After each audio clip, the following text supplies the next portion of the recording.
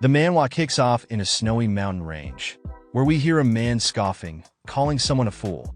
He asks if the guy really thought he could escape an inescapable encirclement before demanding to know the whereabouts of the ancient relic. Instead of answering, the captive bursts into laughter, calling them idiots. Both of his arms have been cut off, yet he still refuses to talk. The captors get pissed, but one of them keeps his cool, saying they should contact the main squad first. He activates a crystal, reporting that they've got the Northern Phantom and requesting a coordinate confirmation. He can't believe the guy is still holding on despite losing both arms. Curious, he wonders why this man is after the same relic as the Emperor. Another member chimes in, saying the captive is just being a nuisance. They've suffered for days because of him, and before the main squad arrives, they want to have some fun, pay him back for all the trouble. As they gloat, the man silently plans his next move. They tell him to brace himself for torture, deciding who gets to start with a coin flip. As the coin spins through the air, the Northern Phantom suddenly bites onto one of his severed arms, forcibly reattaching it. He declares that he won't let this end without putting up a fight. At last, we learn his name. Wait. Before we dive into this madness, I want to take a moment to welcome you all to my channel. If you're enjoying the recap, make sure to smash that like button and subscribe. Don't just watch in silence like a background character. Let's get this hype going. So Zeke Draker, the Draker household's first failed awakener. Born into the great Dragonslayer lineage, he was supposed to inherit their power. But with a body incapable of using aura, he failed to awaken, something unthinkable for a Draker. Labeled as trash, he was cast out of his own household. To survive, he pushed himself beyond all limits to become stronger. A voice from his past echoes in his mind. If all you pursue is strength, you'll have nothing in the end. But Zeke charges forward, sword in hand, rejecting that notion. The coin falls into his enemy's hand, revealing heads. And right on cue, the guy loses his head, courtesy of Zeke's blade. Zeke scoffs, saying he's always hated that saying. Only the strong spew such nonsense. Glaring at the remaining enemy, he dashes in, slicing through the man's sword before carving a deep slash across his chest. He declares that in this world, the weak are trampled by the strong, and whatever they own gets stolen. That's the harsh truth. He then glances at his other severed arm, reattaching it without hesitation. With a sigh, he admits that escaping isn't an option now. The remaining men stare in disbelief. Did he seriously just reattach his limbs? They brand him a gross irregular, assuming he'd at least die if they cut off his head. But Zeke doesn't care. He charges straight into the group. They swarm him instantly, launching into a sword formation. Then, time skips forward. The battlefield is silent. Zeke stands victorious, surrounded by slaughtered enemies. But in exchange, his body is riddled with swords, each one buried deep in his back. Coughing up blood, he smirks bitterly. Looks like this is the end. He couldn't take his revenge, but at least he stole the relic the Emperor wanted. Maybe, just maybe, he did something worthwhile after all. As Zeke clutches the relic, a dragon statue intricately carved into a gem, he starts accepting his fate. His vision blurs, and he murmurs an apology to someone named Alicia. A drop of his blood drips onto the dragon carving. Suddenly, the relic glows, releasing a golden aura. A status window materializes. His strong will can awaken an ancient power. The soul of an elder dragon is engraved upon the will of those who persist. Then, a robed figure appears behind Zeke, wrapping its arms around him. Do you accept? It asks. Barely clinging to life, Zeke wonders why he's hearing random nonsense at death's door. Do you accept? It repeats. Annoyed, Zeke mutters that if it'll make them shut up, then fine. The status window updates. The Awakener's agreement has been confirmed. Irreversible promised power activating. A countdown begins. 5, 4, 3, 2, 1. And then we hear a younger Zeke's voice. That's what happened. But after I woke up, this is what I look like now. Zeke stares into a mirror, touching his reflection in disbelief. He's back in the past. The memories of swords piercing his body still feel painfully real. Yet here he is, standing in a place he knows all too well, the Cradle. The Cradle, the Draker household's training institution. The Draker family, one of the three great transcendent households, was founded by Tariq and Draker, the man who saved the continent 1,000 years ago by slaying the evil dragon Bahamut. As descendants of a Dragonslayer, every Draker possesses an innate aura blessing, awakening as knights with ease. All except Zeke. A sudden status window appears. The administration system is restarting. Zeke jolts up in bed, bracing himself for what's next. The system continues. The soul of the Awakener has been confirmed. Aligning. After receiving the Elder's will, authority to a part of the system has been granted. It greets him and activates his status window. A flood of screens pop up in front of Zeke. He blinks. So many magic video-like things. Is this all because of that artifact? Scanning the details, he sees his class, Healer, a rare one.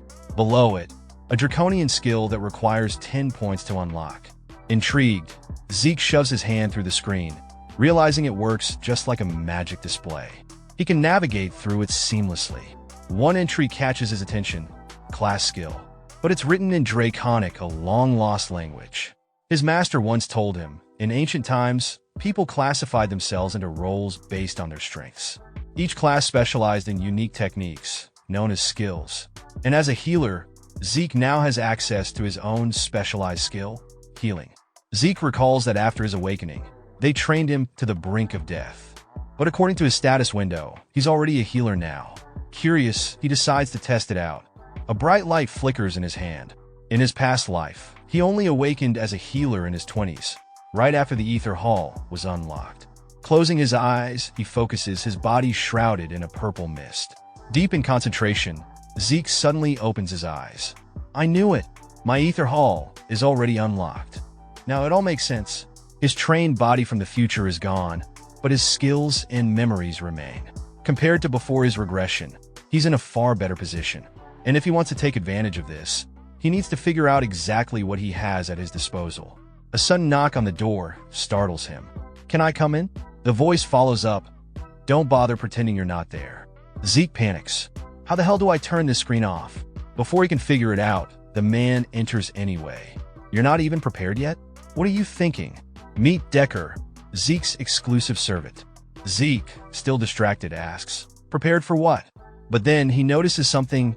Decker can't see the status window. Relieved, he relaxes, but then Decker radiates an ominous aura. Are you seriously asking me that? He glares. Zeke stiffens. Come to think of it, I was terrified of Decker as a kid. And even though his mind is 32 years old, his body remembers that fear. But suddenly, Zeke's thoughts clear in an instant. The fear vanishes. This skill does exactly what it sounds like. It refreshes his mental state. Zeke notes how convenient it is that the skill activates automatically. Meanwhile, Decker keeps lecturing him. I've told you repeatedly, this is a very important event. Are you even listening? Zeke, snapping back, quickly responds, of course. But then a flashback. Blood on the floor. Zeke's blood. The evaluation test, the Pancratian. All Drakers undergo rigorous training in the cradle, starting at age 7. For 5 years, they endure relentless basic training. Each year, instructors evaluate students through swordsmanship competitions and the brutal, rule-free combat known as Pancratian. Opponents are normally chosen by instructors, but sometimes students can challenge each other, as long as both agree. With no rules, some leave with severe injuries. Some never leave at all. But this deadly competition determines the Academy's class rankings. So the children have no choice, they fight with everything they have. The instructor addresses the students. As you all know, today is the day of the Pancratian. I assume you're all aware, this is the final part of your evaluation. The students shout in unison. Yes, sir. He smirks. Good. You all seem to be in high spirits. Meet Panmark, the head instructor. Since you're all ready, we're starting right away. The Pancratian begins, with students eagerly responding to their instructor's call. However, many of them side-eye Zeke, whispering about how he dared to return despite last year's humiliating defeat. They mock his place in the direct bloodline, wondering why he hasn't run away. Zeke, overhearing their comments, remains silent. The first match begins between Aaron and Goda. Aaron charges in aggressively, throwing a punch, but Goda smirks and easily counters with a kick to the chin, ending the fight instantly. Watching from the sidelines, Zeke yawns, unimpressed. He notes how Aaron lost due to his lack of proper defense and realizes that what once terrified him as a kid now seems insignificant. A student notices Zeke yawning and cracks his knuckles, grinning. It's Zeke's turn, and the instructor, Panmark, calls up him and his opponent Leon, the same person who humiliated him last year. Zeke immediately recognizes that Leon must have pulled strings behind the scenes to face him again. He remembers how his household always believed in overcoming dirty tricks to prove oneself as a true Dragonslayer, but he never expected his own cousin to be the biggest bully. Leon taunts Zeke, mocking his return and calling him stupid for not learning his lesson. Zeke's composed mind skill activates, clearing his thoughts, and he calmly warns Leon not to call him that again. Leon, unfazed, places a hand on Zeke's head, calling him an inferior piece of trash. Before he can say another word, Zeke activates Critical Strike, sending Leon flying with a single devastating punch. Zeke's Critical Strike connects, but a system warning flashes if the hit had missed, he would have been left wide open for a counterattack. Meanwhile, Leon screams in pain, clutching his face as blood drips down.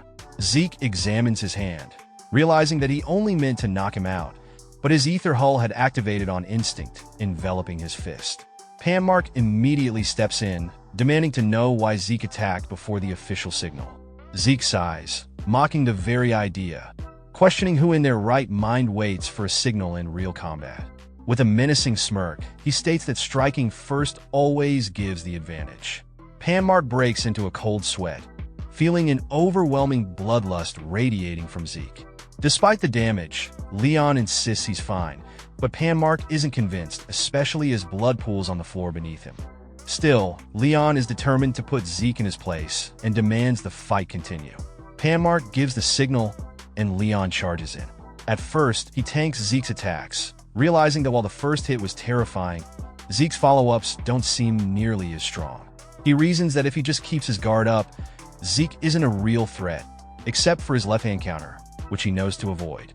As Zeke swings his left hand, Leon swiftly ducks, grabbing Zeke's inner knee and back, smugly declaring that the move was too obvious. He immediately topples Zeke over, prepared to teach him a lesson. But before he can capitalize, Leon takes a devastating blow.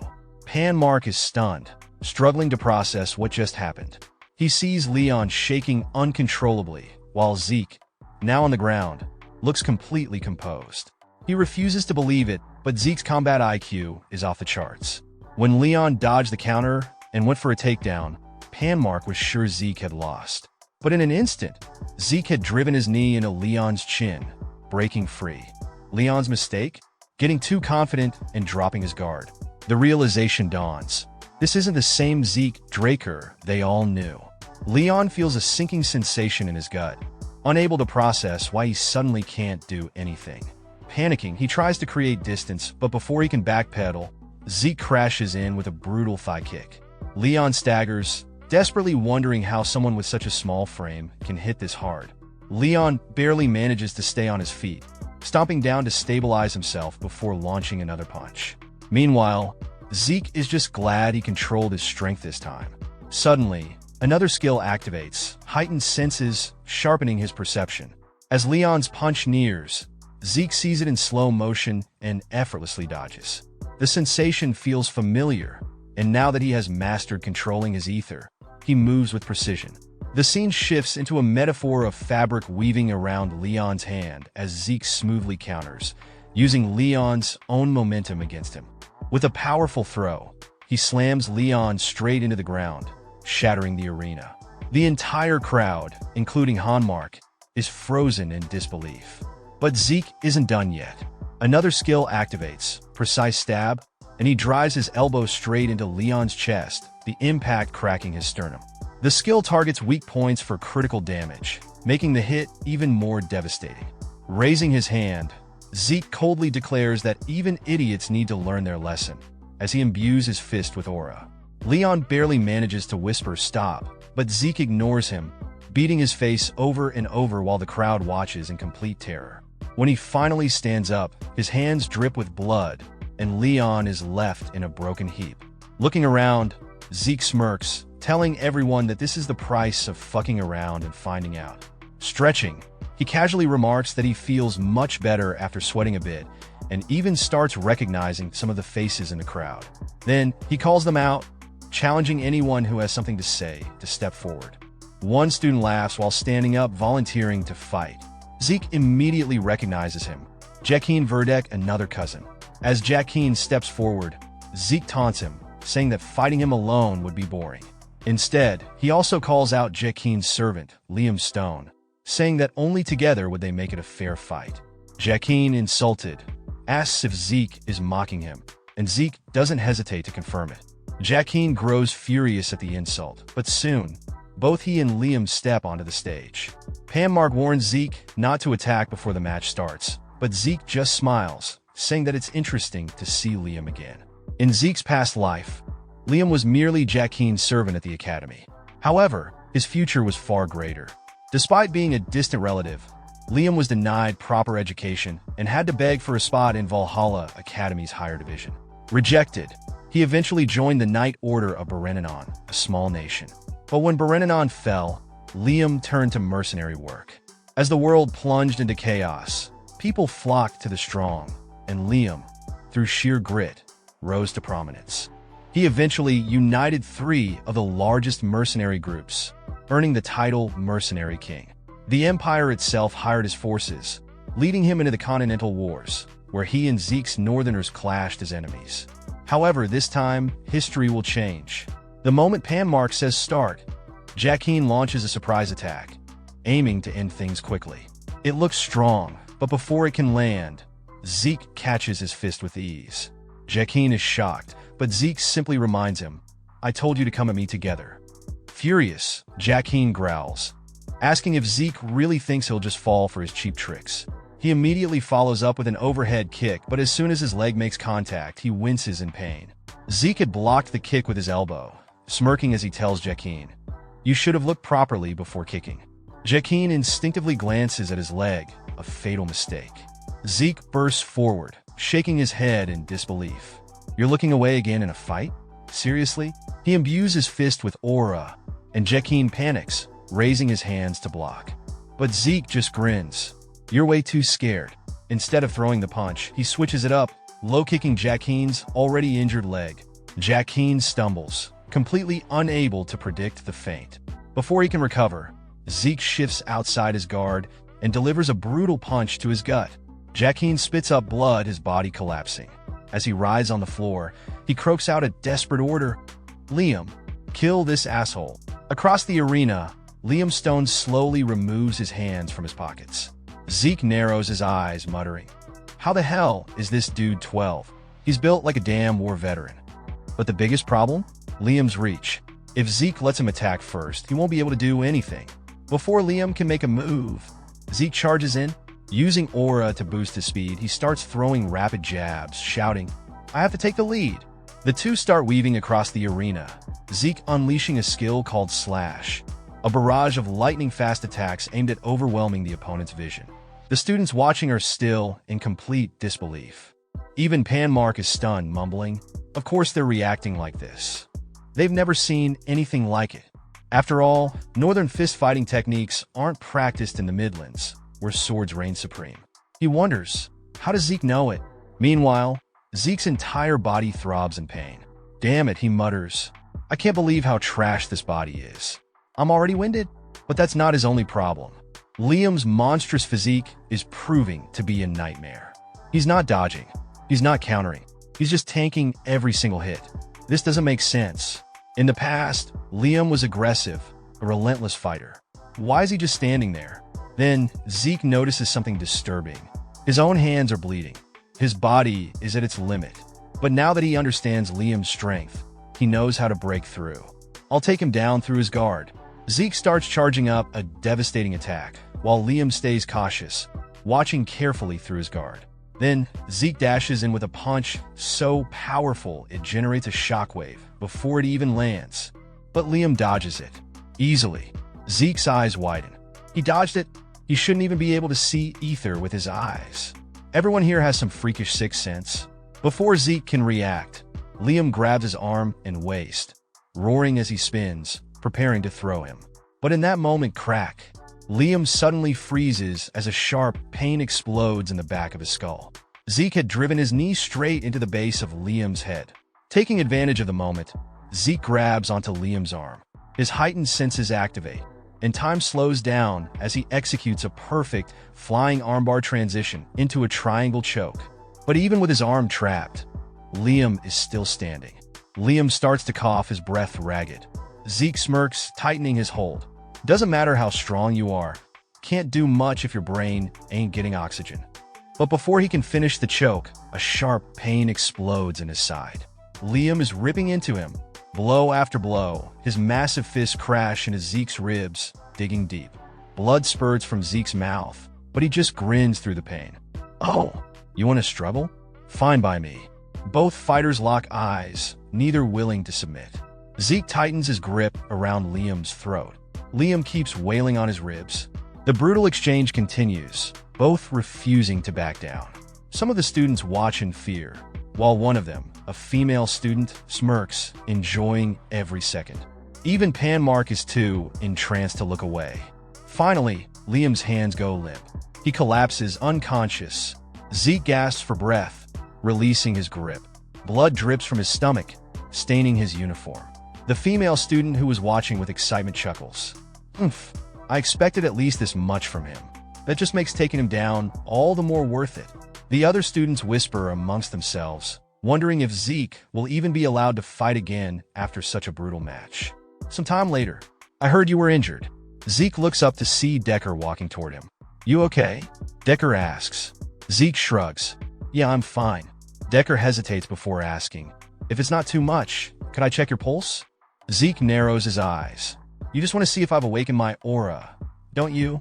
Decker doesn't even deny it. Zeke sighs, fine. Wait a sec, he sticks his hand out. Decker grins and places his fingers on Zeke's wrist. A blue aura immediately surges through his veins. Zeke raises an eyebrow. Wait, you're a blue knight? Decker simply nods. Zeke watches as Decker checks his aura with practiced precision. Normally, when checking someone's aura, you just look at their dantian, but Decker is being way more thorough. Viewing someone else's aura is already difficult enough. The fact that he can manipulate it this precisely means he's definitely a blue knight. Knight classification explains. Zeke explains that not all knights are the same. They're classified by their martial prowess and aura manipulation proficiency. White swordsman, novice level. Most children before the blessing rite are at this stage. Yellow swordsman, awakened aura. Dantian is open. All trainees of the cradle reach this level after the blessing rite. Purple knight, able to reinforce their sword with aura. Blue knight, can manifest an aura blade. Red knight, those who have transcended their limits. Zeke himself had reached this level before his regression, just like the mercenary king Liam. Black knight, extremely rare. Only a handful exist on the entire continent. Zeke smirks. So, a blue knight, huh? No wonder you're this nosy. Deckard checks Zeke's pulse, clearly trying to confirm if he has awakened his aura. Zeke immediately realizes this and plays along, letting him check. As Deckard inspects him, Zeke notes that controlling aura this precisely is no small feat, meaning Deckard is likely a blue knight, someone capable of manifesting an aura blade. Zeke also finds it odd that someone of Deckard's skill level is acting as his babysitter, leading him to suspect that someone, possibly one of his siblings, ordered Deckard to keep an eye on him. Later in the training room, Zeke takes time to analyze the system. He notices that his slash skill has increased in proficiency, suggesting that skills level up through use. This makes him wonder whether he had these skills before, or if they only unlock upon activation. He also questions the difference between normal skills and class skills, since both seem to function similarly. Curious about the karma points listed in his status, he clicks on them and learns that they are earned by killing monsters, which are commonly found in dungeons. However, he won't be able to enter a dungeon unless he reaches the Purple Knight rank. Despite these discoveries, Zeke's biggest concern remains why he regressed and what the system truly is. Zeke realizes that the skills and class mechanics of the system are linked to an ancient relic, but with too little information, overthinking won't help. Instead, he focuses on getting stronger, even if it means exploiting the system or others. In this world, there are two major powers: aura, strengthened through training and dungeon reinforcement; mana, controlled via magic circles. These two forces are incompatible. Awakening one means forfeiting the other. However, Zeke was unable to awaken either, leading to his abandonment by his family. During his days as a vagabond, he met his master, who taught him the Ether Hall, a unique energy technique that allows him to harness the power of nature. Only Zeke and his master are known to wield ether. Determined to push himself, Zeke practices his sword swings for hours until his hands are bleeding and exhaustion kicks in. Just as he's about to stop, his class skill, healing, and another skill, vigor recovery, activate, instantly repairing his body. Healing is a very rare skill that I did not even know existed until before I met my master. He knows that using it in front of others would mark him as an irregular, which is why he avoided it during his fight against Liam. Instead, he had to heal in secret after returning to his room. But now that he has recovered, he continues training again. This is why healing is OP, train, heal, repeat. As night falls, Zeke sighs, realizing it's already dinner time.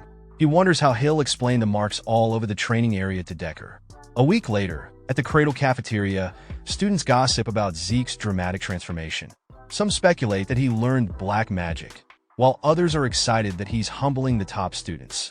Inside a separate noble dining area, a feast is being devoured by Raina Turin, Zeke's cousin, the same person who intensely watched his fight against Liam. The room is filled with other noble students. One of them speaks up. "You might not have an appetite, but you better eat up. You need the energy for the swordsmanship duel." In the noble dining area, we meet Owen, who is speaking with Leon. Leon is clearly irritated and snaps, asking if Owen is trying to piss him off. Owen smirks. "I was just being nice, but I guess your inferiority complex is just that bad." Leon slams the table in anger, causing Raina to drop her steak. She glares at him for interrupting her meal, making him start sweating nervously. Also present is Jack, who asks what their plan is regarding Zeke. Owen acknowledges that while Zeke's fight was savage and impressive, he'll be pathetic in a swordsmanship duel, mocking his lack of strength. Leon starts kissing up, claiming that Zeke only won by luck and that he himself had to get a custom sword because the regular ones were too heavy. "It doesn't make sense that I'd lose to somebody so inferior. You saw it too. It was just luck." Raina, annoyed, glares at him. Leon can't even lift his head under a stare. She coldly tells him, "If you really believe that, then you have no right to be a knight of the Draker household." She then walks away from the table, leaving Leon humiliated. Meanwhile, Zeke explains the rules of a sword duel. Unlike Pancration, it uses real swords and is the cause of most serious injuries within the cradle. It is the ultimate test of skill among cadets. Additionally, in 1 month, after the final exams, the Blessing Rite will take place, a sacred event where the Drakers awaken their aura. On the dueling platform, Pamar calls Zeke forward. He walks in, carrying a massive claymore on his shoulder. The crowd bursts into laughter. What's with that comically oversized sword? Is he trying to act stronger than he really is? Suddenly, Raina calls out to Zeke. When he looks up, she is walking onto the platform from the opposite side. Meeting in the middle, she confidently states, "I specifically chose you as my opponent." Zeke grins. "Good choice. I'm more than happy to accept your challenge." Raina narrows her eyes. She notes how effortlessly he's wielding his huge claymore, and now that she's face to face with him, she senses something is different. This isn't the Zeke I knew, the one who could barely hold a sword. She feels an intimidating aura from him, but snaps herself out of it. She can't afford to be shaken before the duel even begins. Zeke acknowledges her reputation with respect. A duel against the Lightning Knight. Now, that's nerve-wracking. He recalls that Raina Turin, known as the Lightning Knight, gained fame during the Continental Wars and is considered one of the greatest next-generation Drakers. She even awakened her aura before undergoing the Blessing Rite, meaning she must have had it for years. Raina hasn't used her aura yet in Cradle, choosing instead to focus on refining her fundamentals. As Hanmark signals the start of the duel, she immediately lunges with a thrust. Zeke parries, but Raina quickly maneuvers to his side and charges back in, taking the advantage. This time, her thrust is too fast to parry, forcing Zeke to block instead. The impact sends him flying across the arena. He manages to halt his momentum by leaning forward, but now there's a significant gap between them. He acknowledges her strength. She's even better than he expected. But it's still not enough. Raina charges again, and the crowd erupts, yelling for her to stop toying with him. Jack scoffs. Is that dude an idiot? Does he really think Raina is just toying with him? Now that Zeke understands her rhythm, he begins deflecting her sword with ease. Raina notices that while his openings are narrow, she can still sense them. However, no matter how fast she moves, his sword meets hers, almost like he's applauding her efforts. Then, another gap appears, but something feels different. It's as if Zeke is training her mid-duel, subtly guiding her to refine her swordsmanship. They clash again, sparks flying, but Raina starts to feel exhausted. She creates distance, realizing that she's gassing out. Zeke sighs. So this is how the Lightning Knight fought back in Cradle. Honest swordsmanship, as expected from someone obsessed with fundamentals. But that obsession is her weakness. If she doesn't break out of her shell, she won't evolve. He decides to help her grow. Zeke lowers his stance, and Raina watches carefully. She assumes that his only move is to close the gap, but she believes her speed will be enough to react. Alright Zeke, do your best. But before she even finishes her thought, Zeke is already in front of her. His downward strike forces her to dodge, stepping to the side. She reassures herself, as long as she maintains distance, she can react to his attacks. Then, Zeke digs his sword into the arena and swipes forward, sending debris flying into Raina's face. It catches her completely off guard. When she refocuses, Zeke has already closed the gap again. His sword swings straight for her throat. Raina thinks she's finished, but suddenly, Zeke's sword flies through the air instead. A blue aura flickers, and his sword lands behind him. The crowd erupts. As expected from Raina, she didn't even have to use her aura. But Hanmark notices something different. While the cadets were too slow to catch it, he saw that right before Zeke's strike landed, Raina used the faintest trace of aura, so subtle it was barely noticeable. She had sworn never to use aura before entering the academy, yet Zeke forced her hand. Zeke narrows his eyes. What are you doing? Raina looks furious with herself. Zeke doesn't let up. This isn't over. He rushes in again, but this time with his fist.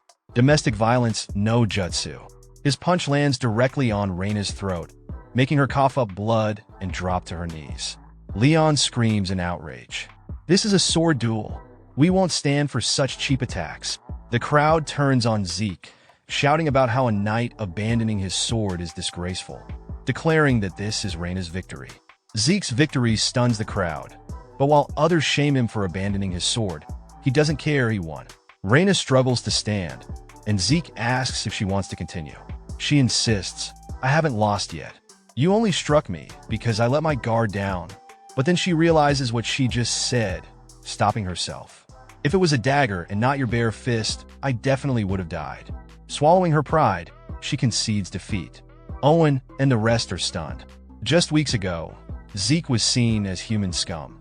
Yet he has now defeated one of the most talented heirs of the noble houses. Without another word, Zeke leaves the stage as Hanmark yells his name. Elsewhere, in a distant castle overlooking a burning city, knights are disposing of bodies, tossing them into a pit of corpses. Inside, a man named William storms into a blood-stained office, furious over Raina's defeat. How can you be drinking tea at a time like this? Abel? That bastard Zeke defeated Raina. But Abel remains calm. You're always too serious, William. How long until the blessing, right? William replies, until the next full moon. Abel stands, stepping over pools of blood. Then this is the perfect time to pay the family a visit. William questions him going alone, but Abel brushes it off. I'm curious about their youngest's awakening. Back at Cradle, while the academy is still buzzing over Zeke's victory, he quietly returns to training. A month passes, and on the day of the blessing rite, he reflects on his progress. His skills have advanced significantly. One has even reached expert rank, yet his slash skill remains a beginner. Whenever a skill surpasses the expert level, it ranks up and resets the mastery, he explains. He has also unlocked Swift Steps, a skill gained during his duel. 2 hours before departure, Decker approaches him. We're leaving soon. Zeke barely looks up. I'll join in a bit. Get everything ready. Soon, they set off in a carriage toward the Draker family's main estate in the Duchy of Troy. Unlike the family's fortress in Midland, the blessing rite must be held at the Dragon's Nest Lair, where the legend of the Dragonslayer began. Upon arrival, Hanmark's voice booms. ordering cadets to stand at attention. As Zeke steps out, he quickly realizes the magnitude of this event. I never noticed before, but all these onlookers, they're famous figures you hear about in the news. His family has likely sent informants, and he assumes their intentions are clear. Once they see me fail the awakening, they'll just go back to ignoring me. Zeke's expression shifts into an irritated scowl as he clenches his fist, clearly displeased by someone's presence. He soon sees Abel greeting another person, who asks if he's interested in any of the participants. Abel dismisses the idea. "No, but I have other reasons. It just so happens that my adorable younger brother is here." Abel Draker, the second son of the Draker family, known as the Lion's Blade, has arrived. Zeke locks eyes with him, but to him, the nickname Butchering Knight fits Abel far better. Frustrated, Zeke looks away, reminding himself to stay calm. There's nothing he can do right now. In his past life, Abel never came to the blessing rite. Did my actions change the future? He glances at his scarred hands, proof of his efforts. If that's the case, this might be a good chance. Hanmark announces the start of the blessing rite and calls Aaron forward. Aaron rolls up his sleeve, submerging his hand into the sacred water and pressing against the spike. Blood seeps out as a blue aura rises, even enveloping the knight statue beside him. His expression shifts to fear as he feels the energy pour into his dantian, forming a swirling vortex that spreads throughout his body. Zeke explains that all Draker bloodline members undergo this right upon graduating from Cradle at age 12, awakening their sealed aura far earlier than common knights, who typically awaken after 20. Then he casually notes, "Buddy definitely picked up Hep B from that needle." As Hanmark calls the next student, Zeke mentions a rare phenomenon. Some individuals not only awaken their aura, but also inherit the Dragonslayer's trait, mana inhibition. Right on cue, the lights flicker out and shift to a reddish glow, startling the spectators. The onlookers murmur in excitement. Zeke notes that those with this power can rival Yellow Knights, and in exceptional cases, even Red and Black Knights. This awakening is known as Pure Blood Awakening. The cause of the spectacle soon becomes clear. Raina is the one who triggered it. Hanmark orders someone to bring special gloves, and Zeke elaborates that those with mana inhibition require these gloves from their family to function normally in everyday life. If one proves themselves as a pure blood descendant, they earn the Draker name, along with unparalleled family support. As the ceremony continues, anticipation builds. The crowd buzzes with excitement, sensing that the main event has arrived. They speculate on Zeke's awakening, believing it must be another pure blood awakening, considering his victory over Raina. Stepping in front of the chalice, Zeke reflects on the moment. "I never thought I'd be here again." His mind flashes back to the last time he went through this. The last time, it was horrible. The blessing rite was the only thing that kept Zeke pushing forward in Cradle. But in his past life, he failed to awaken, left to endure the mocking gazes of everyone around him. This time, however, things are different.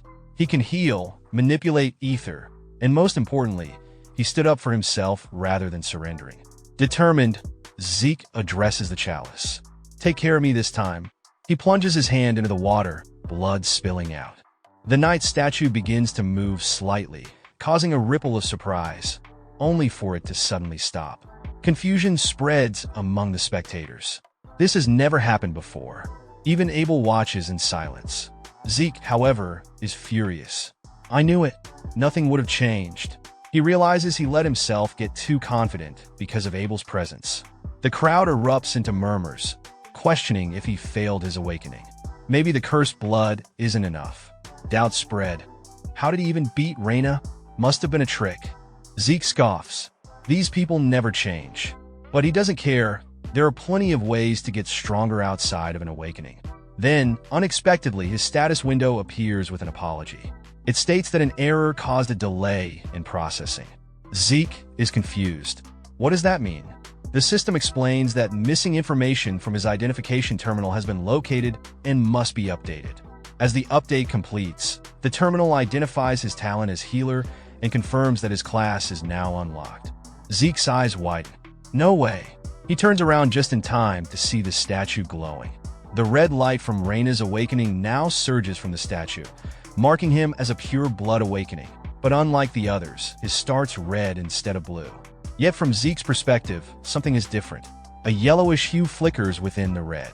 The status window reveals that the ancient dragon's blessing has been activated, as golden energy now emanates from the statue's sword.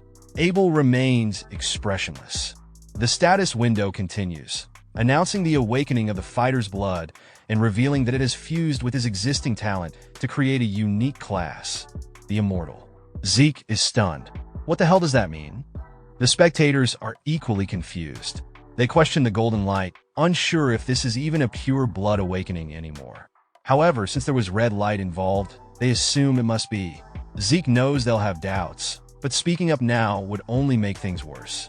The audience begins speculating that the statue might be broken, as the mono lamps remain intact and there was no mana inhibition. Then, Abel suddenly starts clapping.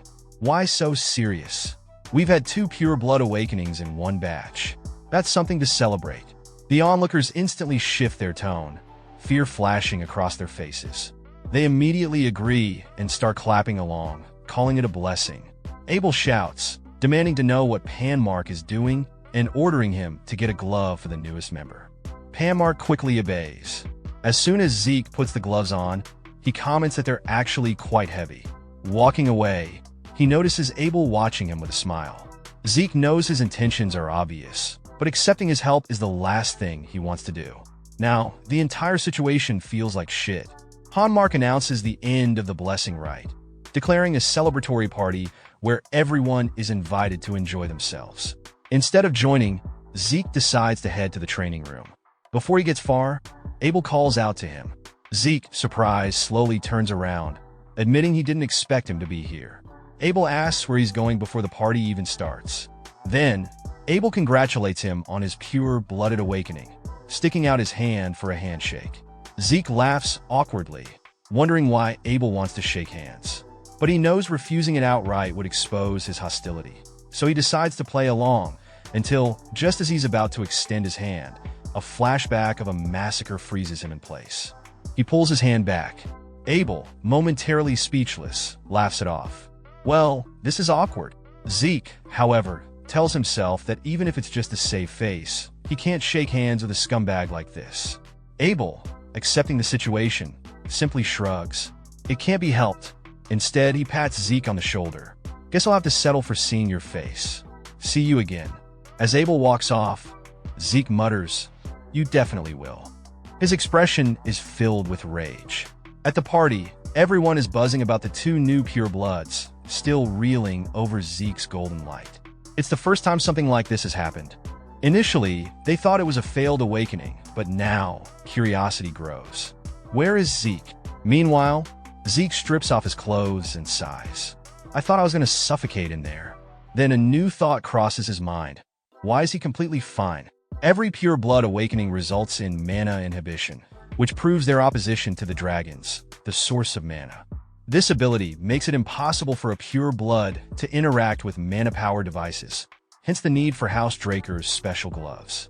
Yet, the moment he took off the gloves, nothing happened. Confused, he pulls up his status window. His class is now displayed, and he notices something else, 100 karma points. Something's different. Instead of mana inhibition, he has a skill called mana reflection. He sits down to properly read its description. The skill creates a distortion field that nullifies nearby mana. That explains why the mono lamps weren't affected. It's not a passive ability. Now, things are even weirder. Before the blessing rite, he was a rare healer. Now he's something entirely different, a unique immortal. He begins piecing things together. All the other graduates had regular awakenings with blue aura. Only Raina had a pure blood awakening. But unlike her, his started red and turned gold. The system previously mentioned lost critical information due to an error in the identification terminal. Zeke wonders if it was referring to the bronze statue. As soon as the system input the information, the bronze statue, which had previously stopped moving, immediately began to emit red light again. Zeke lets out a sigh, rubbing his temples. Great! Another damn headache. But now things are finally clicking. The bronze statue doesn't determine whether someone has awakened. It determines the user's class. Red means a rare class. Gold means a unique class. This thing is an ancient relic, used long before the era of Tarakan, the founder of the Drakers. Back then, people actually used class systems. But now, since classes don't officially exist anymore, the statue's function had been misinterpreted. The red light was mistaken for a pure-blooded awakening instead of a rare class indicator. Zeke shakes his head in disbelief. You're telling me the family heads never figured this out? Idiots. Then he remembers the karma points. Was that some kind of bonus from the ritual? Curious, he decides to spend them, purchasing the Draconian skill shop. The moment he confirms it, 10 points are deducted, and suddenly, an entirely new skill selection menu appears. Now, he can see all available Draconian skills and purchase them. A few catch his attention immediately. Dragon Eyes allows the user to view detailed information about individuals and objects. Might of the Dragon overwhelms those around him, forcing them to submit to his aura. Devour basically turns him into a bottomless pit, consuming energy, mana, and possibly even enemies. Zeke squints at the last one. Why the hell does Devour cost so many points? It's way more expensive than the others. But instead of gambling on something he doesn't understand, he decides to play it safe and buys Dragon Eyes and Might of the Dragon. No way I'm testing Might of the Dragon here. If that thing works like I think it does, I'd have people kissing my feet in an instant. Instead, he activates Dragon Eyes. His eyes morph, taking on a dragon-like appearance as a golden aura radiates from them. He scans the room, but that's it? Where's all this detailed information it promised? Annoyed, he opens his status window. Then he bursts out laughing. The statue in the center of the garden, which was far away, now looks like it's right in front of him. His vision is completely warped, allowing him to perceive distant objects in extreme detail. Holy shit, this could actually be useful. Then, out of nowhere, a status window pops up. Would you like detailed information about this object? Zeke raises an eyebrow. Wait, I can do that too. He clicks yes. Bad move. Immediately, hundreds of status windows flood his vision, overwhelming him with every microscopic detail of his surroundings. How things are made, their composition, their history, everything. His head throbs in pain. He staggers, gripping the chair as his vision blurs. Oh hell no! If all Draconian skills are like this, I won't last a damn minute. Then his class skill activates. A warm energy floods his body, instantly restoring his stamina. He sits upright, blinking in surprise. Wait, I didn't even activate my healing ability. Pulling up his skill window, his jaw drops. All of his class skills have changed into passive abilities, and every single one of them has leveled up. The healing factor means that he automatically repairs himself, and he says that this shit is actually low-key broken. Healing may seem like it's already overpowered, but it's not something he can constantly spam, and the effects are limited. However, healing factor is infinite. He grabs a knife off the table, saying he needs to test this, and he holds out his arm and begins playing guitar on his wrist. Healing factor activates. As we see, there's not even a scar left behind. He says that since the academy takes 5 years to finish, that might be too long, so he'll just do it in 2 instead. We learn that the Dracer Academy is the greatest knight academy on the continent, one that any aspiring knight would give an arm or a leg to enroll in. It is located in the Duchy of Troy. Every new semester, there are thousands of new students. We see them laughing in the courtyard. Zeke says that the high-ranked students are no different from adults, and they are all trained to perfection. However, if he compares them to those from the cradle, then maybe they're slightly worse. While there are still children from the great families, it seems they have already established their territory. It seems as if his family is rotten to the core. Among the countless branch families supporting the transcendent Draker family, the 3 families with the most influence are called the Great Families. There is Raina's family, the Turin family. There is Owen's family, the Zimmons, and of course, Jacket's family. Even the children of those 3 families are in such a state where people are following them around. He starts to laugh, saying that it's none of his business, as he walks away. He heads to the high-class dormitory, specifically the Platinum Mansion. He says it sure is nice to be a purebred. The Platinum Mansion is a dormitory furnished with a training hall, a library, and various kinds of facilities. It is only open to the highest-ranked students, and even those from the cradle cannot enter it so easily. As for pure-blooded awakeners, they are given the special privilege of a floor master, an entire floor known as the Platinum Floor. One of the maids welcomes Zeke on his entrance, saying they'll escort him to his assigned floor. As we see, there is actually a whole staff of maids and butlers.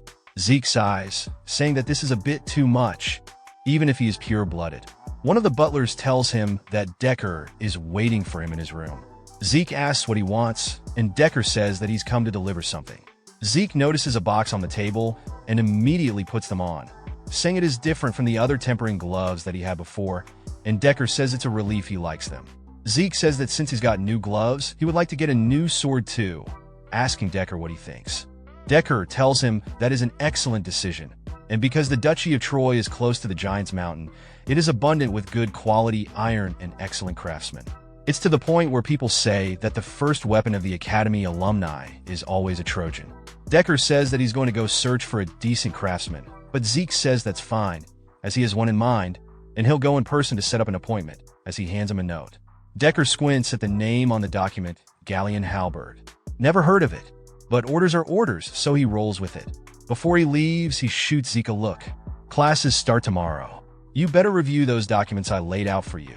Zeke groans. Man, you're always nagging. I got it. Later, we find him actually reading the documents, sprawled out and half-focused. He mutters to himself.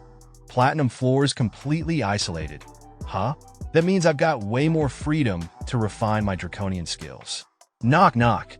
Come in. A woman steps in, bowing slightly. Apologies for the interruption. Floor Master Raina has sent a dinner invitation. Zeke raises an eyebrow. Raina, huh? Didn't expect that. He shrugs, getting up. All right, take me there. As he heads up to the roof, his eyes land on a scene that makes him snort. Well, isn't this cute? What is this, some kind of southern cartel? Raina stands there, a bunch of dudes surrounding her like an overprotective fan club. She greets Zeke with a smile. Welcome. My family's people can be peculiar. My apologies. With a simple gesture, she sends him away. Zeke sits down, nodding. Appreciate the concern. She gets straight to the point. We'll talk business after the meal. Zeke grins. Ah, there it is. The famous Lightning Knight. Always planning ahead. You've even got your aura control locked in through your lower abdomen. You aiming for the Purple Knight position already. But something bugs him. Why is her swordsmanship stuck in a rut? He sighs, shaking his head. Such a waste of potential. Fast forward, Zeke's demolished 4 plates. He leans back, rubbing his stomach. Not gonna lie, I eat a lot. But this was next level. Raina smirks and doubles his portions. Now that we're done, let's get to business. She leans forward slightly. Zeke, I need you to accept the Turin family's support. His expression hardens. You're forgetting something. We're both pure-blooded awakeners. Raina sighs. There's a misunderstanding here. Yes, we get privileges. The platinum floor alone proves that. But that doesn't mean we automatically grow stronger. The Academy has centuries of accumulated academic and practical knowledge, along with personal instructors to push us further. Without those two things, no matter how strong you are, you will fall behind. She leans back, folding her arms. That's why support families exist. Look at Eve and Nabel, youngest White Knight ever and currently the Black Knight. She gets support from her maternal family, the Zimmons, Owens family. Her eyes sharpen. But for some reason, the Turin Patriarch told me you aren't receiving any support from your maternal family. She meets his gaze. I'll only say this once more. You need to accept the support. Zeke doesn't even hesitate. Nah. Raina blinks. What? He waves her off casually. It's not about the deal. I just don't need anything more than what I've already got as a pure-blooded awakener. As a small repayment for the meal, he gives her a crucial piece of advice. He tells her that her sword has too much strength behind it and guesses that she's too conscious of those men. To demonstrate, he pushes into a tree, causing all the leaves to fall. He tells her to listen carefully. Her greatest strength is the fluidity that comes from her flexible body. Instead of taking attacks head-on and trying to overpower her opponent, she should fluidly deflect their attacks and land a single, precise strike. If she can do that, she'll become several times stronger than she is now, calling it a Hajime no Ippo type shift. Thanking her for the meal, Zeke leaves. Raina clenches her fist, declaring that the Turin family is the herald of strength and that she was simply following her family's tradition. It's not that she was being conscious of others, but she realizes Zeke was right. She had been obsessed with embodying the family name, and that obsession unconsciously affected her swordsmanship. Zeke saw through it immediately. As a child, she was praised as a genius, but no one ever gave her real advice. Holding up one of the fallen leaves, she notices that it's actually been cut. She starts to wonder just who Zeke really is. Meanwhile, Zeke walks outside, thinking about how all of his changed class skills have insane performance. He's surprised that despite staying up all night training, he feels completely fine. The reason? He has a skill called infinite stamina, which he admits sounds broken. He reflects on his past life, where he considered this academy hell. But now, as a pure-blooded awakener, it feels like heaven. Money and power aren't everything. There's nothing quite like this, he thinks while peacefully strolling. From a distance, two people spot him and call out. Zeke turns to see Owen, who greets him, saying he's glad to see that Zeke made it into the special class too. Zeke internally identifies Owen as the third son of the Zimmons family, one of the three great families. Scheming is a Zimmons specialty, and in the past, Owen bullied Zeke while maintaining the image of being uninvolved. Owen brings up that he invited Zeke for dinner last night, but didn't receive a reply. He asks if Zeke even got the invitation letter. Zeke recalls seeing it on his desk and wonders why Owen is acting so friendly. Owen presses him again, asking why he didn't respond. Zeke laughs, saying, "You must think I'm funny. Why do I have to reply to every single thing someone asks?" At that moment, someone stomps forward, reprimanding Zeke for being rude despite the young master's kindness. A towering man looms over Zeke. Zeke glances at him and casually asks, "And you're supposed to be?" The man bursts into laughter like a classic villain, mocking Zeke for not knowing who he is. He scoffs, saying it looks like people from Cradle aren't worth much. Zeke sighs and responds, "I get that you want to look good in front of your young master, but you should really think about who you're talking to." Durbin suddenly goes for a surprise attack, which Zeke blocks, but the impact still sends him backward. Zeke notes that it seems like high-ranking students are capable of basic aura manipulation. The attacker then introduces himself as Durbin Roswell, boasting that they call him Durbin the Mighty. He declares that in place of young Master Owen, he will teach Zeke some manners. Zeke, unfazed, bursts into laughter at the nickname. He mocks Durbin for having a title despite not even being a knight yet, calling it hilarious. Then, without hesitation, Zeke dashes off the ground, instantly closing the gap and drives his fist straight into Durbin's stomach. He calls Durbin a joke as his punch slams into his gut, making him spew blood from his nose and mouth. Durbin is sent flying backward, and judging by how hard he got hit, it looks like Zeke might have just murdered this guy. Zeke, standing tall, asks who's next. He then tells Owen to go ahead and pick up his trash. Owen steps forward, but instead of engaging, simply comments that Zeke sure likes to bask in his own glory. Then, without another word, Owen turns around and walks away. Zeke smirks, calling him a third-rate villain. He then explains the structure of Dracer Academy, which is split into two classes. The normal class, students here are taught that if they lack talent, they must overcome it with effort. Their training is strict, running from early morning to late at night. The special class, students here can freely choose their subjects outside of basic studies. Despite its elite status, Zeke realizes that everyone in the special class is just an alumnus of the Cradle. He starts wondering why it's even called the special class when it's just the Cradle class all over again. Before he can think further, a teacher calls for silence. He announces that, to encourage the freshmen of the special class, someone very special has arrived today. This person was not only the commander-in-chief during the Eastern Empire War 20 years ago, but he was also the so-called hero who stopped the Empire's invasion with his resourcefulness alone. The teacher tells them all to welcome Chief Dean Howard Draker. Howard greets the students, introducing himself and stating that it's a pleasure to meet them all. He is both the dean of the academy and a war hero, a man praised as a tactical genius. However, Zeke knows the truth. The so-called genius only survived the war because he leaked information to the enemy. It was pure luck that the information ended up throwing the enemy forces into chaos. In reality, Howard isn't a hero. He's just a traitor who got lucky. Zeke sighs, internally calling him Rat, knowing full well that this man was the main perpetrator responsible for getting him kicked out of the academy in his past life. Because of this betrayal, Zeke lost the only place where he could belong. He ended up wandering across the Duchy of Troy, eventually getting captured by slave traders and sold off to the Southern Cartel. And he will make sure to repay General Lardass. The teacher then speaks up, saying that he believes everyone has taken the dean's words to heart. Now basic classes will begin immediately. He orders the students to grab their swords and head to the arena. The class arrives at the indoor arena, which is exclusively for the special class. As Zeke takes in his surroundings, he can't help but comment, "Who would have thought that we'd be learning the basics of dragon slaying?" In his past life, simply because he could not use aura, Zeke had to spend 2 years learning what others could master in just 3 months. He sighs, telling the world to go easy on him. A man then steps forward, welcoming all the cadets. He introduces himself as Andre Draker and announces that he will be teaching them the basics of dragon slaying. Some cadets start murmuring, questioning who Andre is. They find it surprising that someone so young is wearing the formal Draker uniform. However, Zeke immediately recognizes him.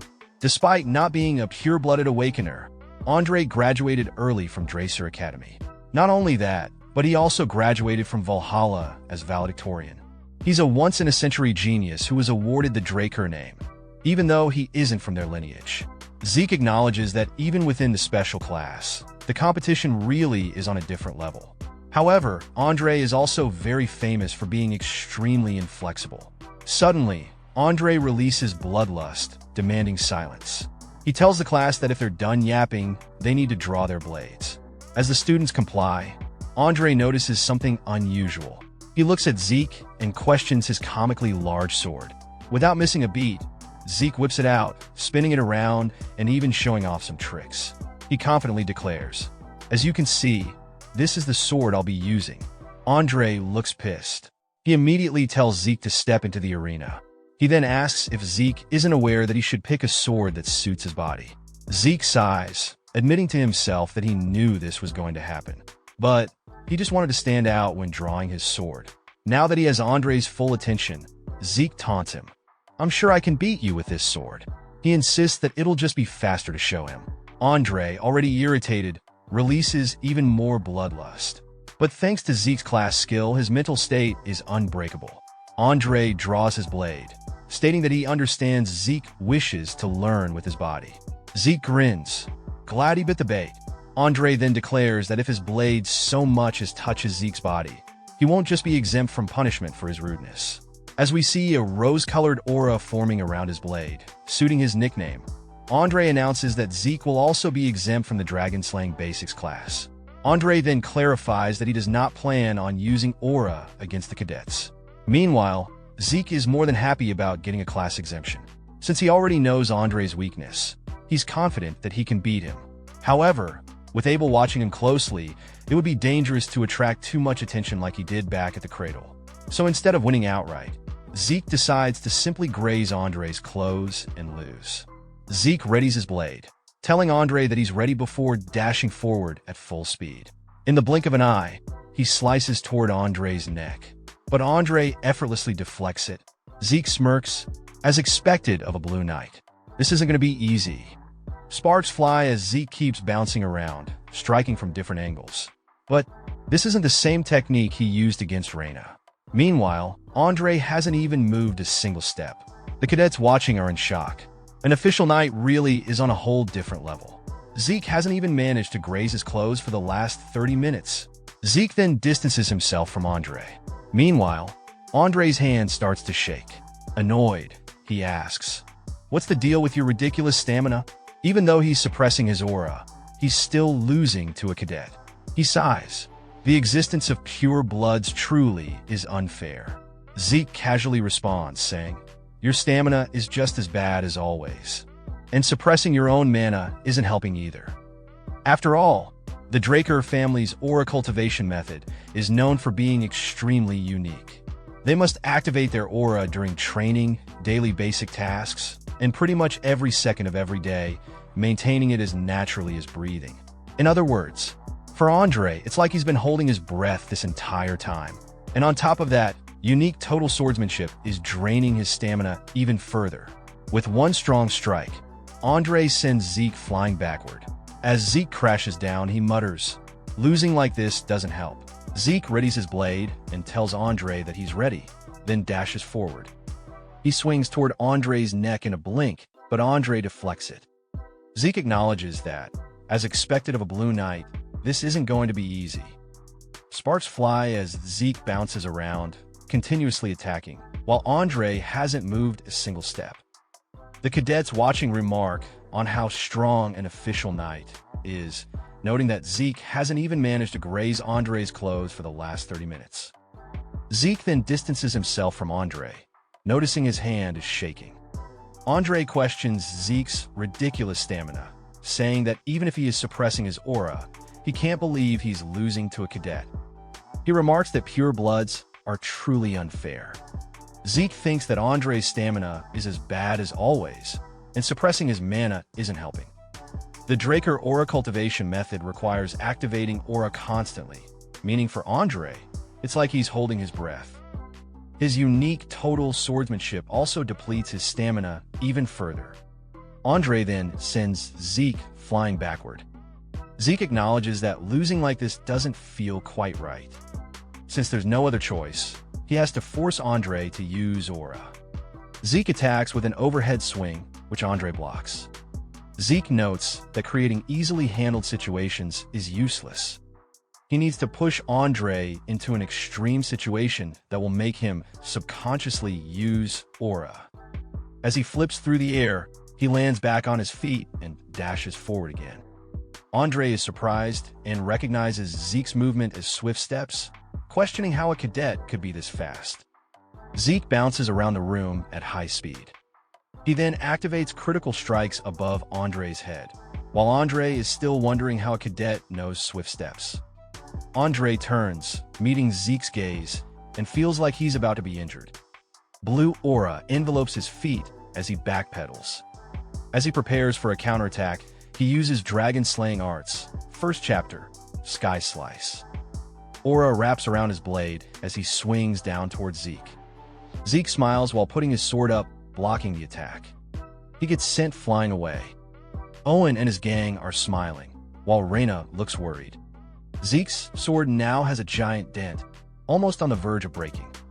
He remarks that the attack really hurt, as his healing factor activates.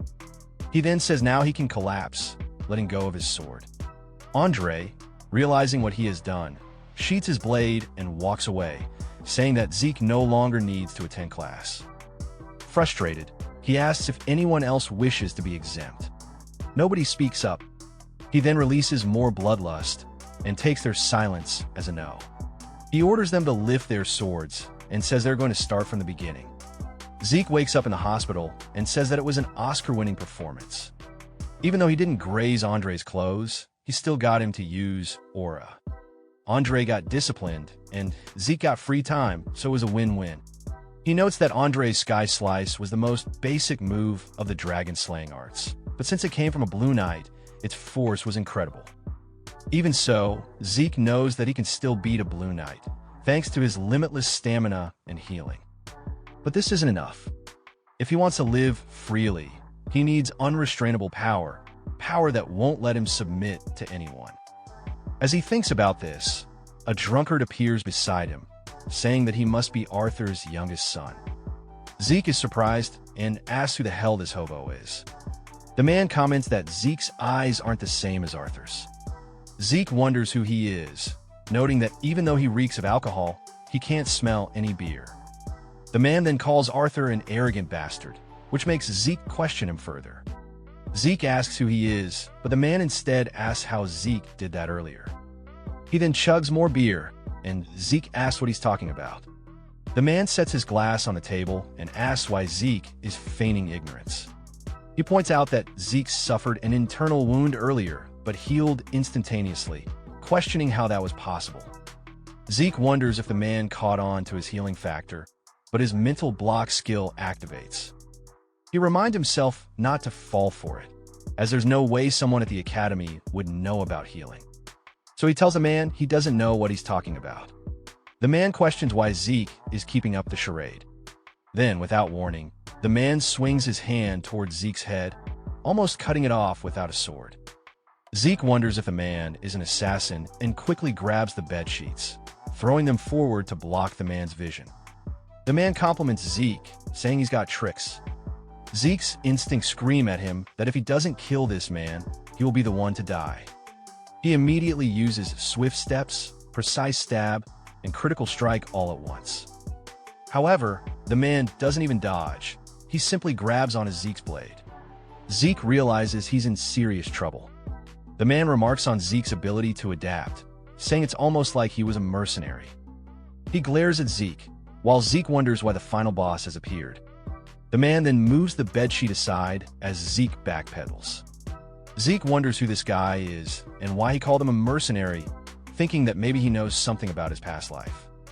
The man laughs, saying it's funny to see a Draker abandon his sword and step back. He then flicks the sword back towards Zeke, commenting that he thinks Zeke is more suited to be a mercenary than a knight. Zeke now understands what he meant and realizes that he hasn't felt this since his master. After their brief engagement, he's certain that there's an overwhelming gap between their abilities. If the man wanted to, he could easily kill Zeke, meaning he must be at least a red knight. The man then comments on Zeke's claymore, saying it's from the basic supply of the cradle, and questions why he's using a weapon like that. Zeke thinks the man might actually be stronger than a red knight. Suddenly, the door cracks open, and they hear Andre's voice. Andre says that this is where he was. Zeke wonders if Andre is talking to him, but Andre only gives him a quick glance before calling out to the other man. The man's name is Dexter, and he is the garden keeper. Dexter asks Andre how he knew he was here, calling him a leech-like bastard. Andre says he saw him in the training room earlier, which makes Dexter call him annoying. Andre then tells Zeke that if he's done getting treated, he can return. Zeke walks out. As he heads for the door, Dexter calls out to him, saying that if he has time, he should come to the Academy's western greenhouse. He says that he'll teach him something useful. Awkward silence ensues as they stare at each other. Zeke leaves, saying no thanks. Dexter then comments that it seems like Zeke's personality is just as shitty as Arthur's. Zeke realizes that if Dexter has the rank to call the current patriarch Arthur so casually, then he must be the man who only had one disciple, Andre, his entire life. That means Dexter is Duke Drakkar, the Gale Knight, one of the Black Knights who have a martial force to go against a whole kingdom alone. Why are the drunkards always powerhouses? Zeke recalls that Dexter was quite the talk of the town for disappearing one day, without a word, but to think he's been leading a secluded life at the Academy. Perhaps Andre is only here because of him. Some people say that Duke Drakkar was known for his terrifying tenacity, and there's even a rumor that he only obtained Black Knight status because he liked the color black. Dexter is showing a strong interest in Zeke, but receiving only surface-level teaching just to entertain him isn't something Zeke wants. If he's going to learn something, it should be at least Dexter's secret moves. He plans to push Dexter's interest in him to its absolute limit. It then jumps to the academic side of the school. The magic theory professor, Fanon, asks the students what will happen when he does something on the board. But literally every single person in class is asleep. Fanon awkwardly laughs and tries to change the way he explains it. Zeke then speaks up, saying that due to the resistance, you actually take damage. He doesn't fully understand the mana transfer energy law that Fanon mentioned earlier. Fanon is caught off guard at first, but then gets super excited, saying that this is the first time he's ever gotten a question. He then enthusiastically explains everything to Zeke, and the two of them chat back and forth while the rest of the class continues napping. After class, students wonder why they're even learning magic theory in the first place. One of them makes the same joke Zeke just thought of, calling it nap time. Ha ha ha. Zeke says that was an easy-to-understand lecture, and that Fanon is definitely no ordinary professor. Fanon then calls out to him to wait. Zeke turns around, seeing Fanon completely out of breath, and asks what's wrong. Fanon waves it off, saying it's nothing much. He just feels like he had a proper class for the first time in a while, thanks to Zeke. So, if Zeke ever has any questions, he should come to his research lab. He's still a Delpoa Magic University Scholarship alumnus, so he knows a lot. Zeke is surprised, realizing that Fanon isn't just an ordinary mage. To think he's an alum from the Magic University of Delpoa, the nation where magic originated, is pretty cool. Zeke tells Fanon he understands, and then leaves, thinking that there's nothing bad about getting close to a mage. Mages who are good at math are usually flexible thinkers. They're better suited as colleagues than brain-dead knights. He plans to figure out later whether Fanon will actually be useful, Zeke then spots something and comments that he has even less patience than he thought. It's only been a week, and Dexter is already laying down in front of him. Dexter asks if he's done. When Zeke goes to ask what he's doing here, Dexter cuts him off. He asks why Zeke never came to the greenhouse, saying that Zeke must have understood what he meant when he said he'd teach him something useful. Zeke tells Dexter that he already said he wasn't interested, causing Dexter to get annoyed and ask why.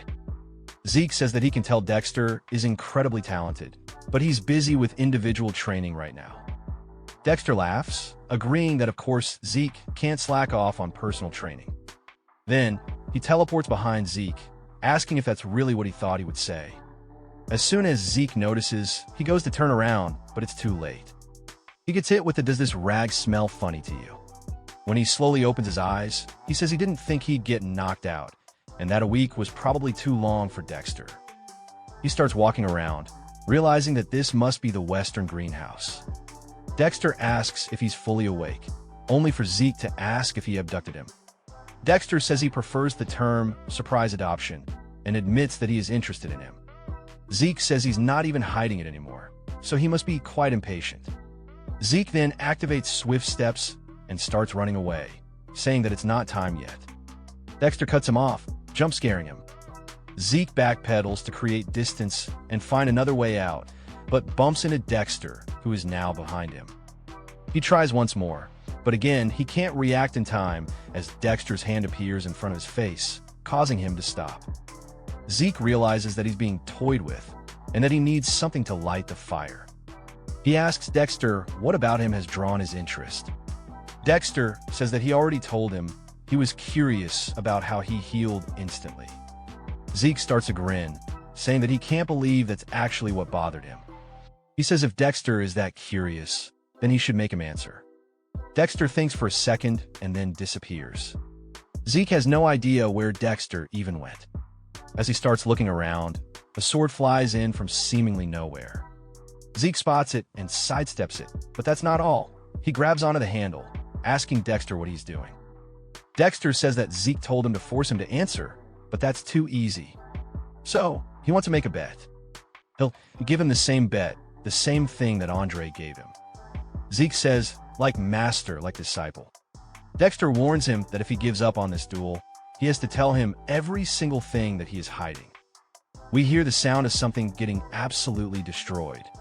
Dexter stands in the middle of his greenhouse, wondering what the hell this kid is made of. He says it's already been 3 hours.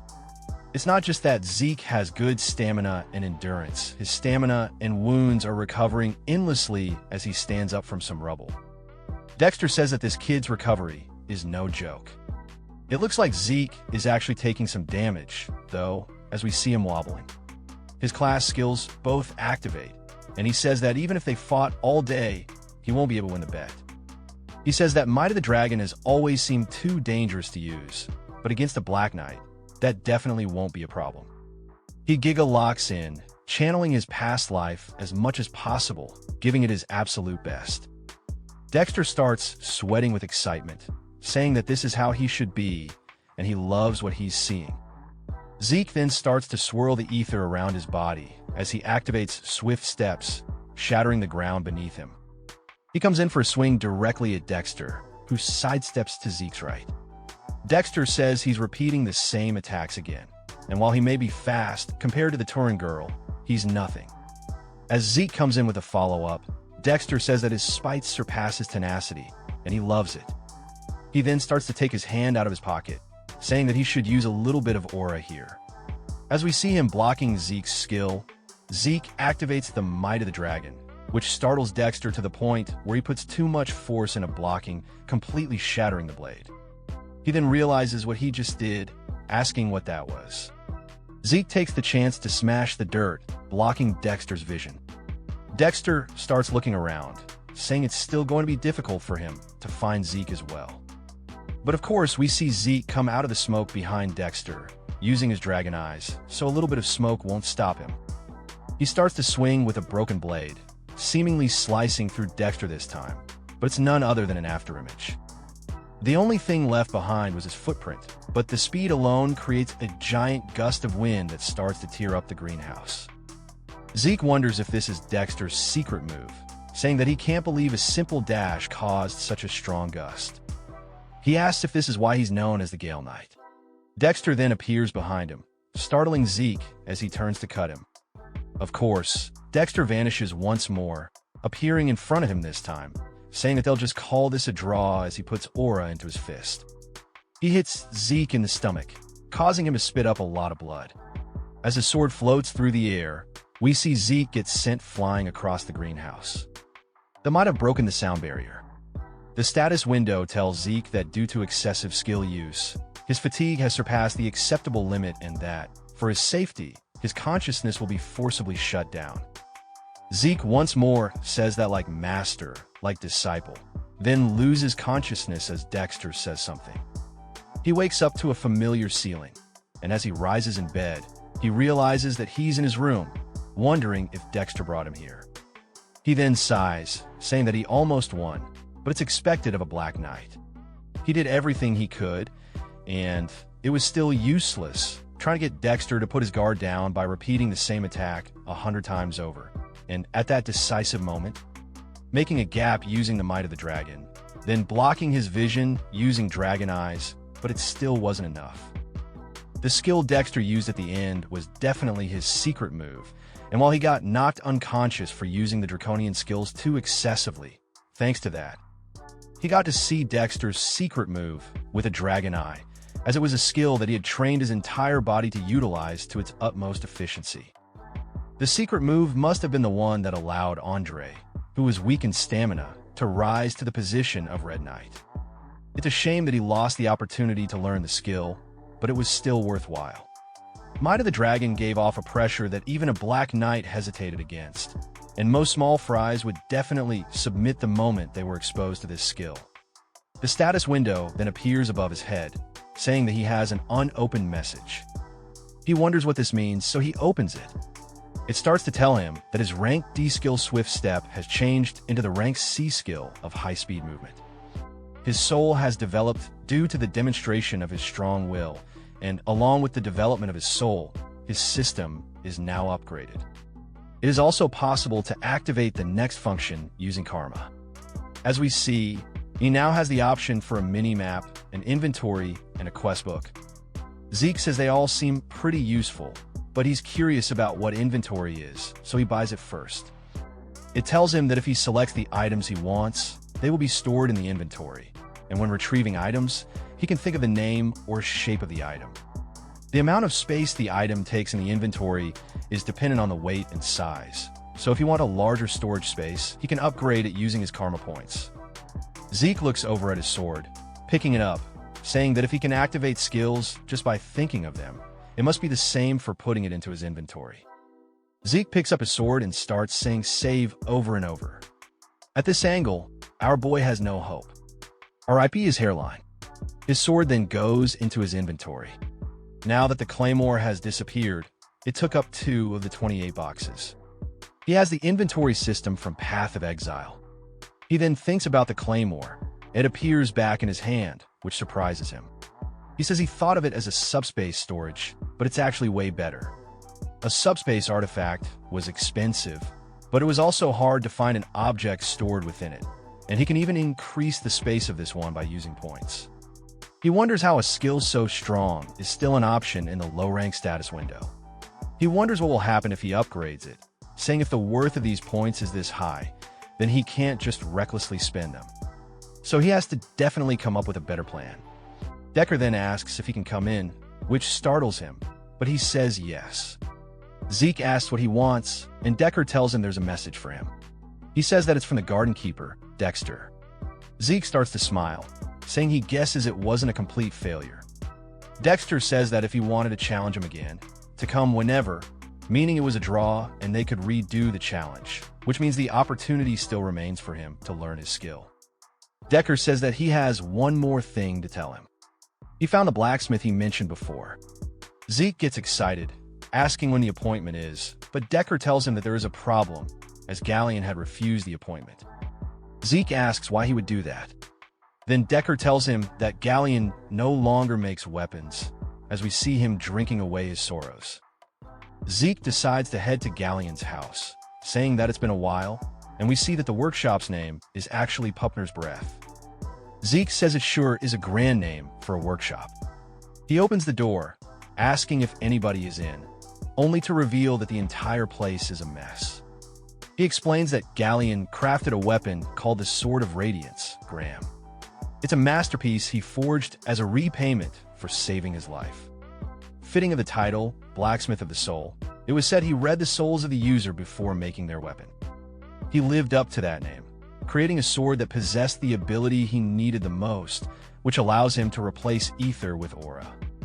Zeke just wonders why Galleon is in this kind of state, as we see him pulling a Dexter, just straight chugging that shit. Galleon is surprised to see a kid, asking him what he's doing here, telling him to get out. Zeke says that he was always a person who had a moody temper, but it was never this bad. What happened before he met him? Zeke picks up a bucket of water on the floor, then throws it straight on Galleon. He then tosses the bucket aside, asking him if he's awake now, saying that he wants to know why his commission was rejected. Galleon then spots the symbol on his gloves and immediately starts bowing by smashing his head into his counter, saying that he's sorry for showing discourtesy.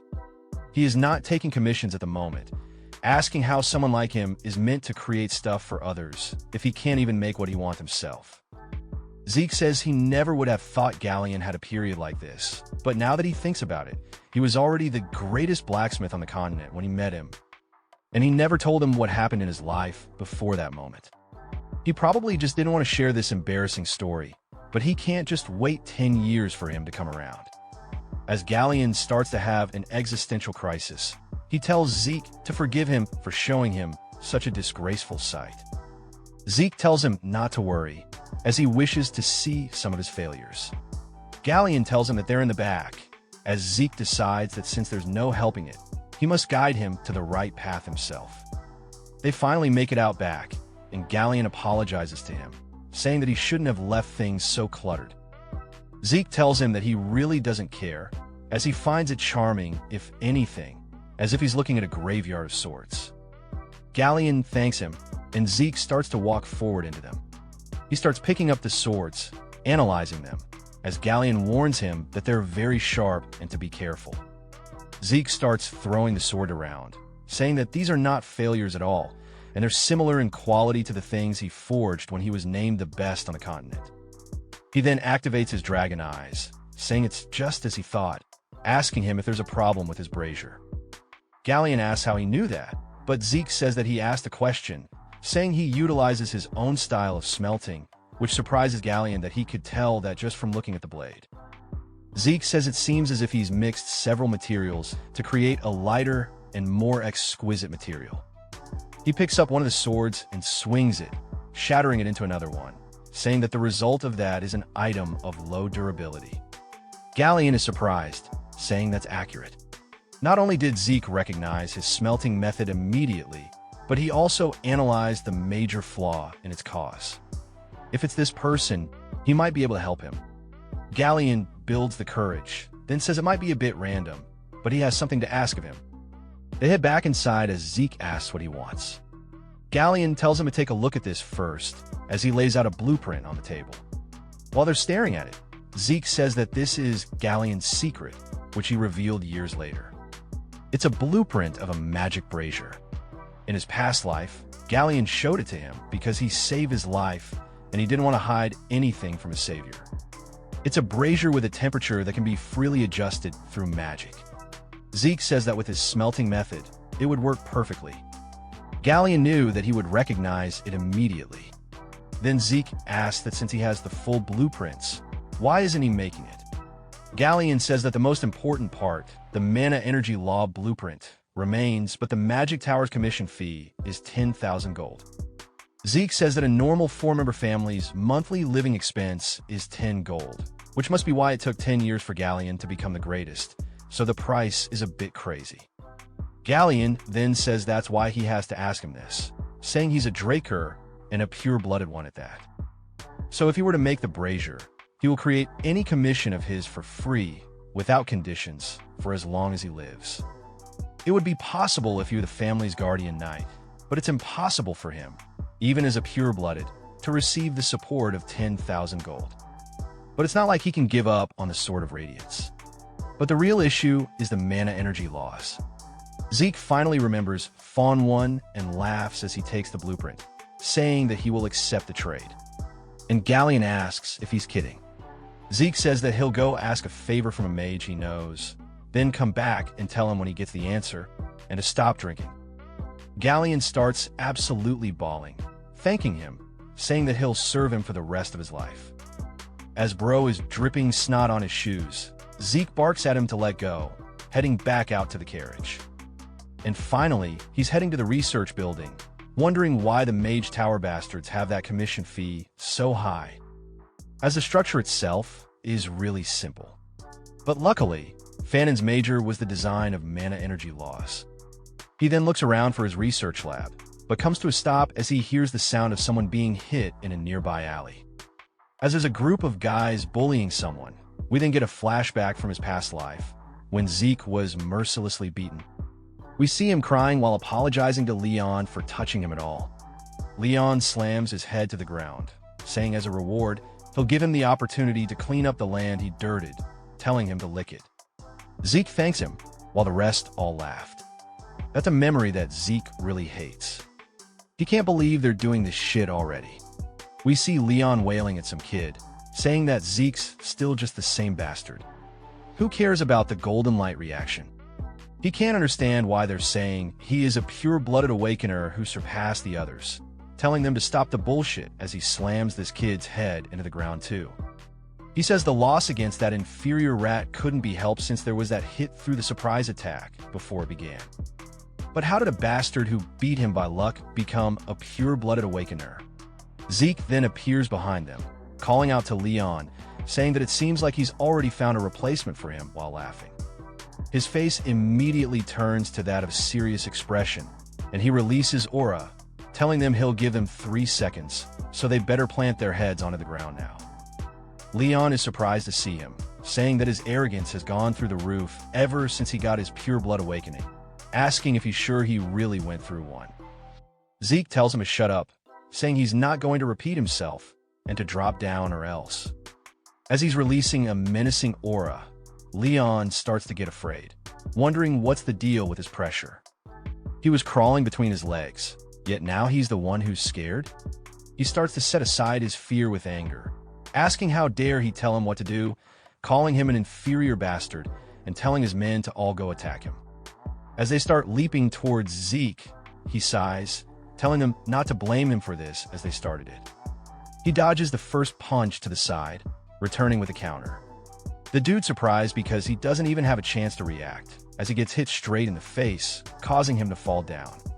The other 2 men notice this might be a little bad as they're coming in. Zeke steps forward, uppercutting one dude, while the other guy completely misses his punch. Zeke takes the chance to grab onto his arm, using his own momentum against him, throwing him toward another one. He then dashes forward, kneeing one of the men in the face, while the other 2 just now hit the ground. To make sure they don't get back up, he dives straight down, hitting them in the stomach while dodging an attack, then counters with an upward kick to the chin. Just bodied this dude's whole crew. Leon sits there in complete fear, saying there's no way, asking if this is really the same Zeke that he knows. Zeke tells him that there's no need to be scared, and he's sure he already knows that it only hurts for a moment. Leon draws his blade out of complete fear, and we see his hands shaking, telling him to stay away and that he'll cut him if he gets close. Zeke asks if he's really drawing his sword outside the training area, saying surely he knows what this means. Leon audibly gulps, and Zeke says in order to face the murderous intent of Leon Conrad, who had unsheathed his sword outside the holy training arena.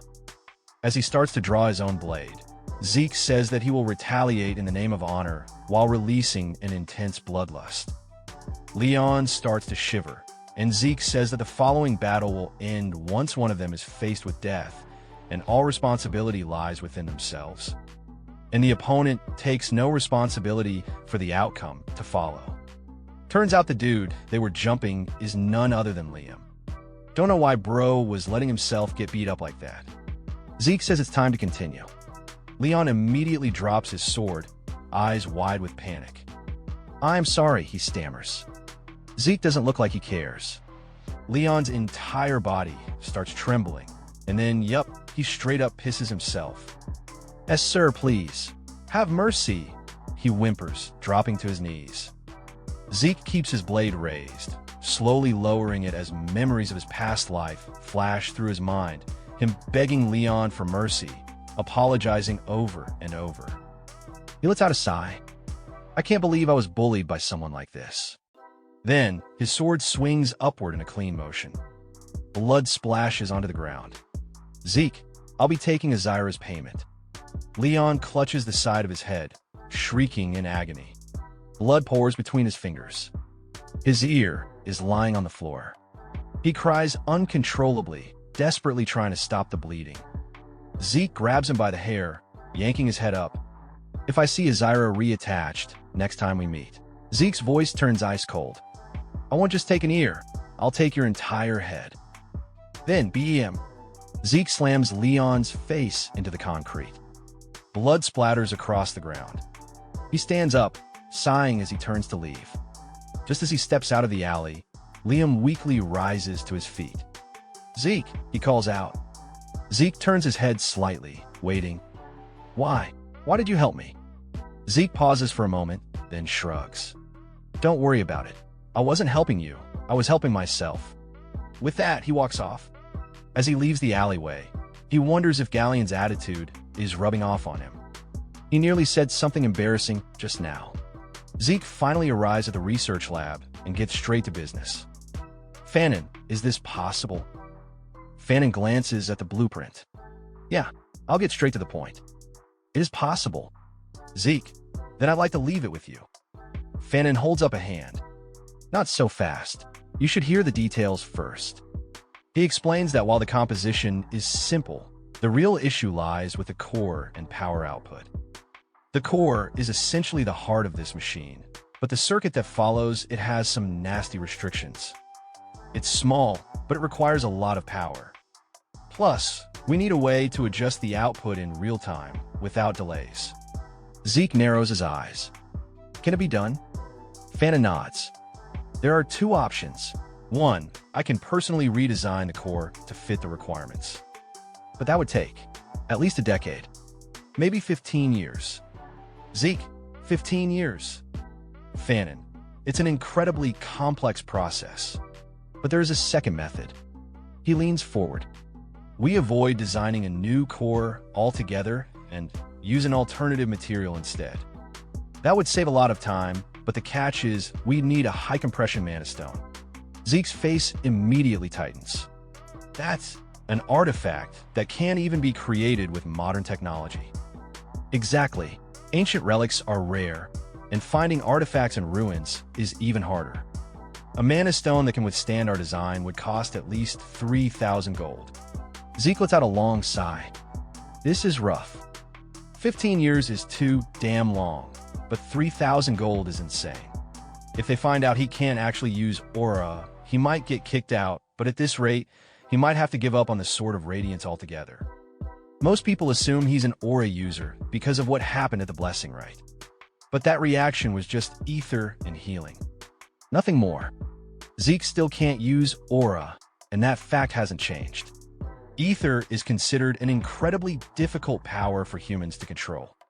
Aside from Spirit of the Soul, the one skill his master taught him, he can't use any sword techniques that require aura. Even with that skill, all he can really do is reinforce his body and swing his sword around. Compared to Ether, aura is far easier to use and way more versatile, which is exactly why he needs that sword so badly.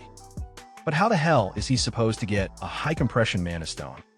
Fannin speaks up, admiration in his voice. The creator of these blueprints is amazing. Even with the complicated core, the design is incredibly efficient. This would be difficult to create even among the relics of the Golden Age. Zeke suddenly gets an idea. Why didn't he think of this before? Something about Fannin's words just triggered a memory. He grins and tells Fannin to keep working on the design until he gets back. "Fannin, where are you going? Don't tell me you actually want me to take 15 years to finish this." Zeke laughs. Of course not. I'm going to bring one. Fanon, bring what? Zeke, a high-compression mana stone. The Golden Age was a completely different era. The Liberation War, fought to end the dragon's rule, concluded when Zeke Draker defeated the evil dragon behemoth. That victory granted humanity a century of peace. During that time, ancient relics from the age of the Hero King, an era when magic was at its peak, were uncovered within the dragon's lairs. These relics and techniques surpassed modern standards by an insane margin. Among them was the high-compression mana stone, an artifact capable of sustaining the mana needs of an entire village. Draker Academy's central library. Although rarely used, the library was still maintained, rumored to have been founded by Tarkon himself. During the expansion of a records room, relics from the Golden Age were discovered. This led to the involvement of the Magic Tower and even the Archmage of Nirvana, a member of the three great families, in the excavation. For several months, countless Golden Age relics were unearthed. The news spread across the continent like wildfire. Or at least, that's what would happen 10 years from now. As Zeke heads to the library, he mutters to himself, "No one's found those relics yet.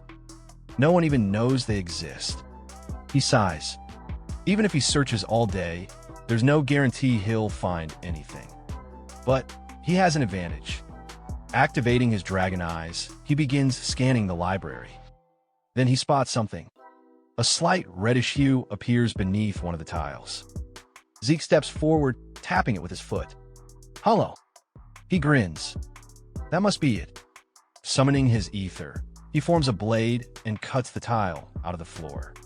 This is the only real application of Spirit of the Soul that my master taught me. Since ether materializes at the user's will, it can be shaped with specific properties, like a blade capable of cutting through solid stone. It has its drawbacks, though. Each action burns through an insane amount of ether. We see the strain on Zeke's face as he exhales sharply. Yeah, this is still too much for my body. Zeke slowly moves the tile aside, revealing a faint glow from below. As he climbs down, he carefully places the tile back over his head, making sure there's no sign he was ever there. Now, deep underground, he lights a torch and looks around.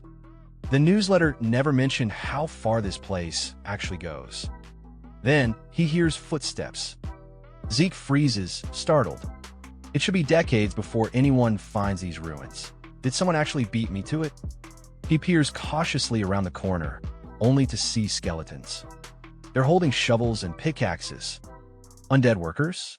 If that's the case, they were probably created by a lich. He pulls his sword from his inventory. This should be easy. With a burst of speed, he dashes forward, instantly shattering the first skeleton. He cuts clean through the second one shovel, then slices through its body in one swift motion. A status window appears. Zeke blinks. Oh right, I completely forgot I could get these. To be fair, so did I. He was too focused on the artifact to remember. Then, realization hits him. This is a perfect chance to farm some points. His expression shifts. He's now full Lloyd mode. He takes off running, arms open wide. "I'm coming for you, my beautiful karma points." Another skeleton gets its skull smashed in. Status update. Zeke checks his status window, nodding in approval. This is pretty easy. I've got way more skills than I started with. Kinda crazy. Since he has enough points now, he figures it's time to make a purchase. The mini-map seems like a solid investment. He buys it. A new display pops up. This is just like a magic map. Then, he notices a small button in the corner. Huh, what's this? He taps it, and the 2D display shifts into a full 3D projection, floating right in front of him. Zeke grins. Oh, this is a good shit. But one thing stands out. Only one room on the map is marked in red. Why just this one? He taps on it. A prompt appears. Zeke's eyes widen. It took the search party days to find this room, and I just pulled it up in seconds. He presses yes. A navigation path appears on the map. Zeke watches as the fantasy Siri got. A navigation path appears on the map. Zeke watches as the fantasy Siri guides him step by step. I can't believe it's this simple. There's no way I can get lost now. After following the map, he finally reaches his destination. But there's a problem. The door in front of him is massive, way too big to force open. How the hell am I supposed to get inside? As he reaches out and touches it, a red aura flares up. Zeke instinctively yanks his hand back. Smoke rises from his glove. His eyes narrow. A security spell. He examines his glove, relieved it took the hit instead of his hand. This must be why the magic tower and the Archmage of Nirvana were involved. If he hadn't been wearing those gloves, he would have lost his entire hand. Zeke lets out a deep sigh. Yeah, there's no way I'm getting past that spell. Then, an idea hits him. He asks the system if it can open the door for him. A prompt appears. Administrator request received. Contacting security device. Then, for a moment, it seems like it's working. But then, automatic defense activation unsuccessful. Switching to manual defense mode. Zeke starts sweating. Wait, did it just respond to what I said? A new message pops up. Zeke's brain short-circuits. Hold up, I can talk to my system? A mix of emotions hits him all at once. If the system is sentient, then he can finally get some answers. He asks why it forced him to regress. The system immediately refuses to answer. Figures. He tries again. Then, what are you? Who made you? Zeke clicks his tongue. Of course. The system then asks if he has any other requests. Zeke gives up on getting answers. Just open the damn door. The gates slowly creak open. Inside, Zeke's eyes widen. Are all of these treasure chests? There are hundreds. Finding even one treasure chest filled with relics would be a miracle. This is insane. He opens one. It's overflowing with gold and jewelry. He grins. Jackpot. Zeke starts digging through the chests, tossing anything valuable into his inventory, like he's looting a dungeon in a speedrun. He grabs an item, nodding. This should be good for Fanon. Then he sees it. A high compression mana stone. No, 4 of them. Even better. He quickly expands his inventory with his points, but even then, there's just too much stuff. Guess I'll have to come back here regularly until I graduate. Satisfied, he turns to leave. But then his instincts scream at him. A thick, ominous fog creeps into the room. Zeke tenses. What is this feeling? He places a hand on the wall. It pulses. Zeke yanks his hand away immediately. But it's too late. Magic circles form around him. And in the blink of an eye, he's teleported away. Zeke lands hard, disoriented. He quickly looks around. System, where the hell am I? A message pops up. Zeke frowns. Wait, I don't remember hearing anything about a room full of coffins in the newsletter. He opens his mini-map.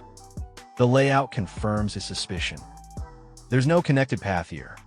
If that's the case, this place might be a hidden area that's never been found before. Zeke knows he can't ignore this. He steps forward, pressing a hand against one of the coffins. Then he pushes it open. Inside, a suit of armor is resting within. A notification appears. Zeke leans the armor up, inspecting it closely. This doesn't look like Golden Age armor. Something on the back catches his eye. A hole? What's this for? Then, an idea hits him. He pulls out one of the high compression mana stones. No way I'm passing up this chance. Without hesitation, he installs it directly into the armor. Then the eyes light up. Zeke sweats with excitement. But then, the armor starts shaking. Why is it moving? The mana inside it starts coalescing. Zeke realizes this is not good. Then boom, the armor violently explodes, sending him flying. As he coughs out dust, the system finally speaks up. Administrator, equipment failure detected. Mana overload, causing imminent explosion. Zeke groans. Bro, you're late. It already happened. The system pauses. Zeke shakes his head. At least I learned something. Ancient armor runs on high compression mana stones. But that begs the question, What kind of insane features require that much energy? He decides to ask Fan about it later and moves on. Zeke searches through every room. Nothing. Until he reaches the last one. Inside, only a single glass cube. The system pops up again. Zeke stares. Then he starts sweating. No way. Tarakan was insane. Because inside that cube is none other than the heart of the evil Dragon King Bahamut. Tarakan's legacy. Zeke shudders. I can't believe he just left this here. It explains why he felt that ominous presence earlier. But something's off. His hand moves on its own. Before he realizes it, his palm is pressed against the glass. The system flashes a message. Zeke's expression shifts. Yes, I hear you. His eyes glaze over. I had no choice. I understand. I will kill them all. Then his class skill activates, resetting his mental state. He snaps back to reality, horrified. Wait, what the hell am I saying? Why would I kill anyone? His hand jerks away, his eye completely black. Then, a purple fog floods the room. Bahamut's heart begins to glow violently. Zeke grits his teeth. What is this? The system suddenly pops up. Defeat the curse of Bahamut's heart. If successful, you will obtain ownership over it. Zeke freezes. His vision distorts. The class skill tries to activate again, but it fails. The system starts to malfunction. Zeke drops to one knee. His mind is flooded with a voice. Kill them all. Accept me. You will be free. Over and over and over. Now, both of his eyes turn pitch black. Zeke grabs his head, gritting his teeth. Then, he smashes his forehead into the glass. Whoever's in my head, shut the hell up. He scoffs. Freedom? That's dumb as hell. Freedom is won, you dumbass. Then the glass shatters. A red aura bursts through the room. And with that, Zeke has won against the Light Dragon's curse. Since Zeke completed the quest, he now has full ownership over Tarakan's gift. He exhales, shaking his head. Could have been worse. Still can't believe my skill failed. What the hell was that? Then his other class skills activate. His body starts healing on its own. At the same time, Bahamut's heart begins absorbing into him. A purple light surges upward, then it blasts directly into his chest. Zeke shrieks in pain. What the hell? A pure, dense stream of mana is pouring straight into him. But there's a problem. Zeke doesn't have a single mana circle to store it, which means all that mana is ripping his body apart. I need to do something, or I'm dead. He grits his teeth, forcing his body to move. Then, he unleashes his ether using Spirit of the Soul. A skill activates, Seal. A black hole forms in front of him, swirling violently. Zeke yells through the pain. I'll use ether to contain the mana. Seal it inside the ether hole. Then, boom. A massive explosion erupts, shaking the entire room. The shockwave rattles everything. Then silence. Smoke slowly fades away. Then we see Zeke, still standing. He takes a deep breath, then sighs. Well, guess I lived. He glances down. A hole is in his chest. A dragon emblem is now burned into his skin. He low-key thought he was cooked, but Bahamut's heart is gone. That mana was definitely from Bahamut. Then something catches his eye. A reflection in the glass. He sees the dragon emblem clearly now. Did this happen when I sealed Bahamut's mana? Then the status window pops up, and then it starts spamming him. Zeke stares blankly at the flood of messages. Bro, this is way too much. He rubs his temples. System, clear all notifications except this one. He points at something, a particular message. His eyes widen. A chest sits in front of him. His heart starts racing. Wait, is this what I think it is? Then cut. We don't get to see, because next thing we know, he's back at the Platinum Mansion. Zeke drops everything off into his lockers. Then, he pulls up his status window. And there's a lot more than before. I ain't reading all that. Zeke will bring it up when it matters. For now, two things stand out. Authority and Constitution were added. And it looks like an incantation can be unlocked once he's stronger. Authority means he has control over dragonkind. Any dragons under his control can be summoned and will follow his orders.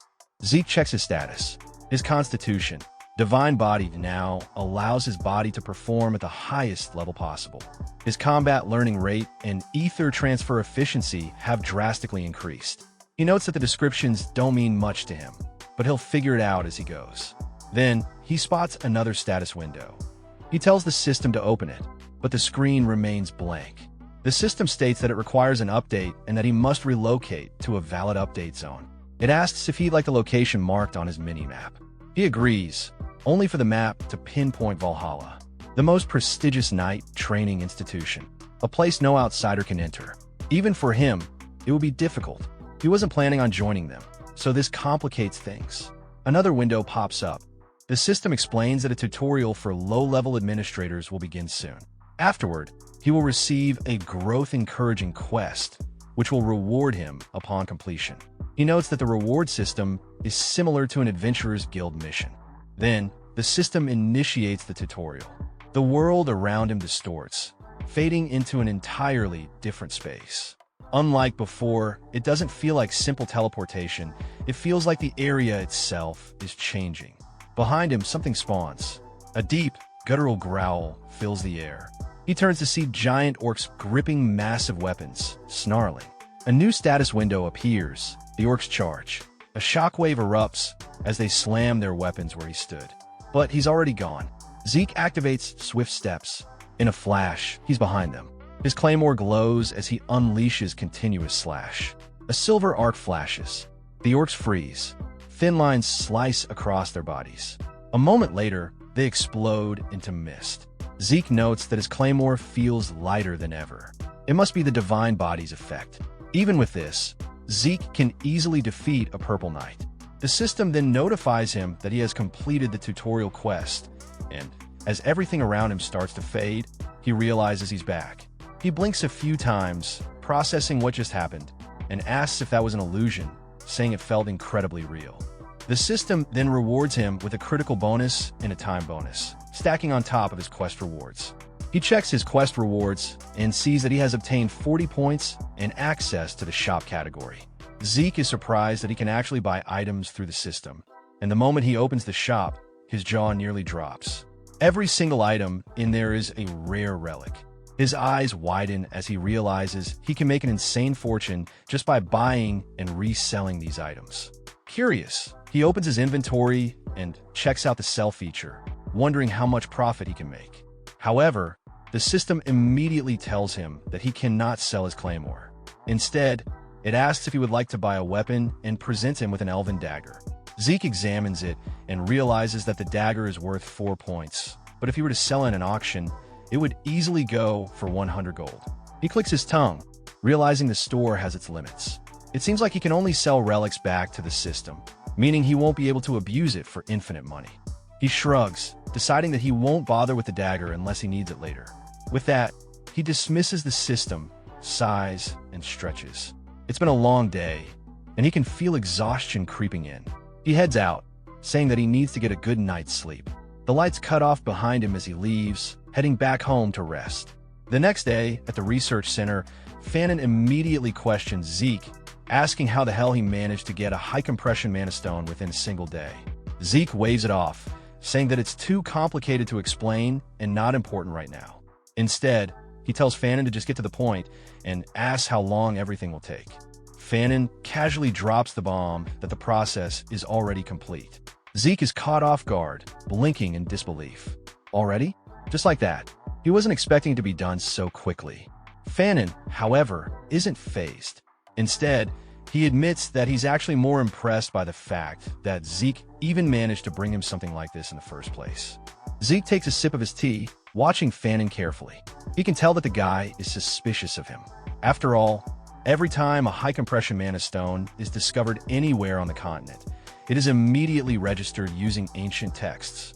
This registration system exists specifically to track ownership and prevent people from illegally obtaining or selling valuable mana stones. Thus, by simply checking the registration number, Fannin should be able to tell where and when the stone was found. However, when he flips through the registration encyclopedia, he finds nothing. Zeke smirks, already knowing what Fannin is thinking. Since the stone isn't registered anywhere, that means it basically doesn't exist on record. Zeke then tells Fannin that the fact he was able to question him instead of blindly believing him just proves that he's too sharp for his own good. Zeke then casually throws in that a guy as talented as Fannin shouldn't be wasting his time running a place like this. Then, without missing a beat, Zeke follows up by saying, "Now that we've confirmed there's no registration number, can we leave?" Fanon is momentarily stunned before realizing that Zeke already knew this would happen. Back at Galleon's workshop, Galleon announces that he's going to try starting it up. He places his hand into a magic circle, and as the magic begins to flow, the entire brazier lights up. It turns out that his entire setup has already been completed. All that's left is for him to imbue it with his mana and get it running. As soon as the magic fully activates, Galleon watches in awe. The magic brazier is functioning perfectly. Fanon, who is also observing, can't hide his excitement. He's beyond impressed by how well the design remodel turned out. Fanon then suddenly remembers that he has a lecture to attend, so he thanks them before quickly heading out. Galleon, meanwhile, is still staring at the brazier in disbelief. He mutters that he never thought he'd be able to see a completed magic brazier in his lifetime. He then turns to Zeke, genuinely grateful, and thanks him. Zeke, however, waves it off like it's no big deal. He reminds Galleon that this was all part of the deal, so there's no need for thanks. But at the same time, Zeke also reminds him that he hasn't forgotten about the other condition he proposed. Galleon nods without hesitation, saying, "Of course, I'll make whatever you want." Zeke then pulls open a heavy chest, revealing something inside. He tells Galleon, "Make this into a sword." Galleon peers inside, and his eyes widen in shock. "Wait, is this a dragon's fawn?" His shock only grows as he inspects it closer, realizing that this isn't just any dragon fawn. His hands begin to tremble as he blurts out, "This is Bahamut's fawn." A bead of sweat rolls down his forehead before he suddenly starts drooling uncontrollably. He mutters, "I've never seen one in this condition, or this size." He then stares straight at Zeke, practically foaming at the mouth. "Where the hell did you get this?" Zeke simply shrugs and says that this was Tarakan's second gift. From the heart to the fangs, it seems like the guy really had a habit of collecting valuable things. Galleon is completely overwhelmed. He shudders violently, his entire body shaking, and Zeke raises an eyebrow. "What the hell's wrong with you now?" Then, out of nowhere, Galleon bursts into tears. Snot starts pouring from his nose as he bawls like a child. Through his sobs, he cries out, I can't believe you've done all this for me." But just as quickly as the tears came, Galleon wipes his face and roars with newfound determination. His body is now overflowing with pure energy. "I will surpass your expectations," he declares. "Even if it costs me my life, I will forge your blade." Zeke suddenly pauses as something clicks in his mind. This scene, he's seen it before. An older Galleon once said the exact same thing. Zeke smirks, shaking his head. "Man, you really haven't changed at all." Despite Galleon's dramatic declaration, Zeke tells him, "That's a bit extreme, don't you think?" But he's grinning, clearly satisfied. He then tells Galleon, "I'll leave it to you. I can't wait to see what kind of sword you'll forge for me." Later, in Zeke's room, Zeke leans back on his chair, sighing. "Man, it's so much work just to make my sword." He rubs his temples, thinking about everything that's happened recently. It's already been a week since he had his duel with Dexter and received that strange note. The message had told him to confine himself again, and although nothing had happened yet, he knew that something was bound to go down sooner or later. As he's lost in thought, a chill suddenly runs down his spine. A presence. His body tenses as he senses something. No, someone inside his room. Then, from the balcony, a shadowy figure steps in. Zeke barely has time to react before Dexter's cold voice fills the room. "Why haven't you come to find me yet?" Zeke feels his body stiffen. The air in the room suddenly becomes heavy. His instincts scream at him as he realizes that Dexter is radiating pure, killing intent. Dexter's eyes narrow, and his tone is as sharp as a blade. "Tell me the truth." Zeke lets out a nervous chuckle, sweating slightly. "Come on, man. I told you if you wanted a rematch, you should have come to find me." He shrugs. "I didn't go looking for you because, well, I had no intention to." Dexter's expression doesn't change. Then in a flash, he moves. Before Zeke can react, Dexter grabs him by the collar.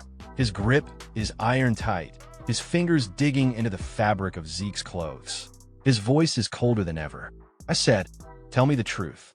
Then, without warning, Dexter lifts Zeke off the ground and hurls him straight out the window.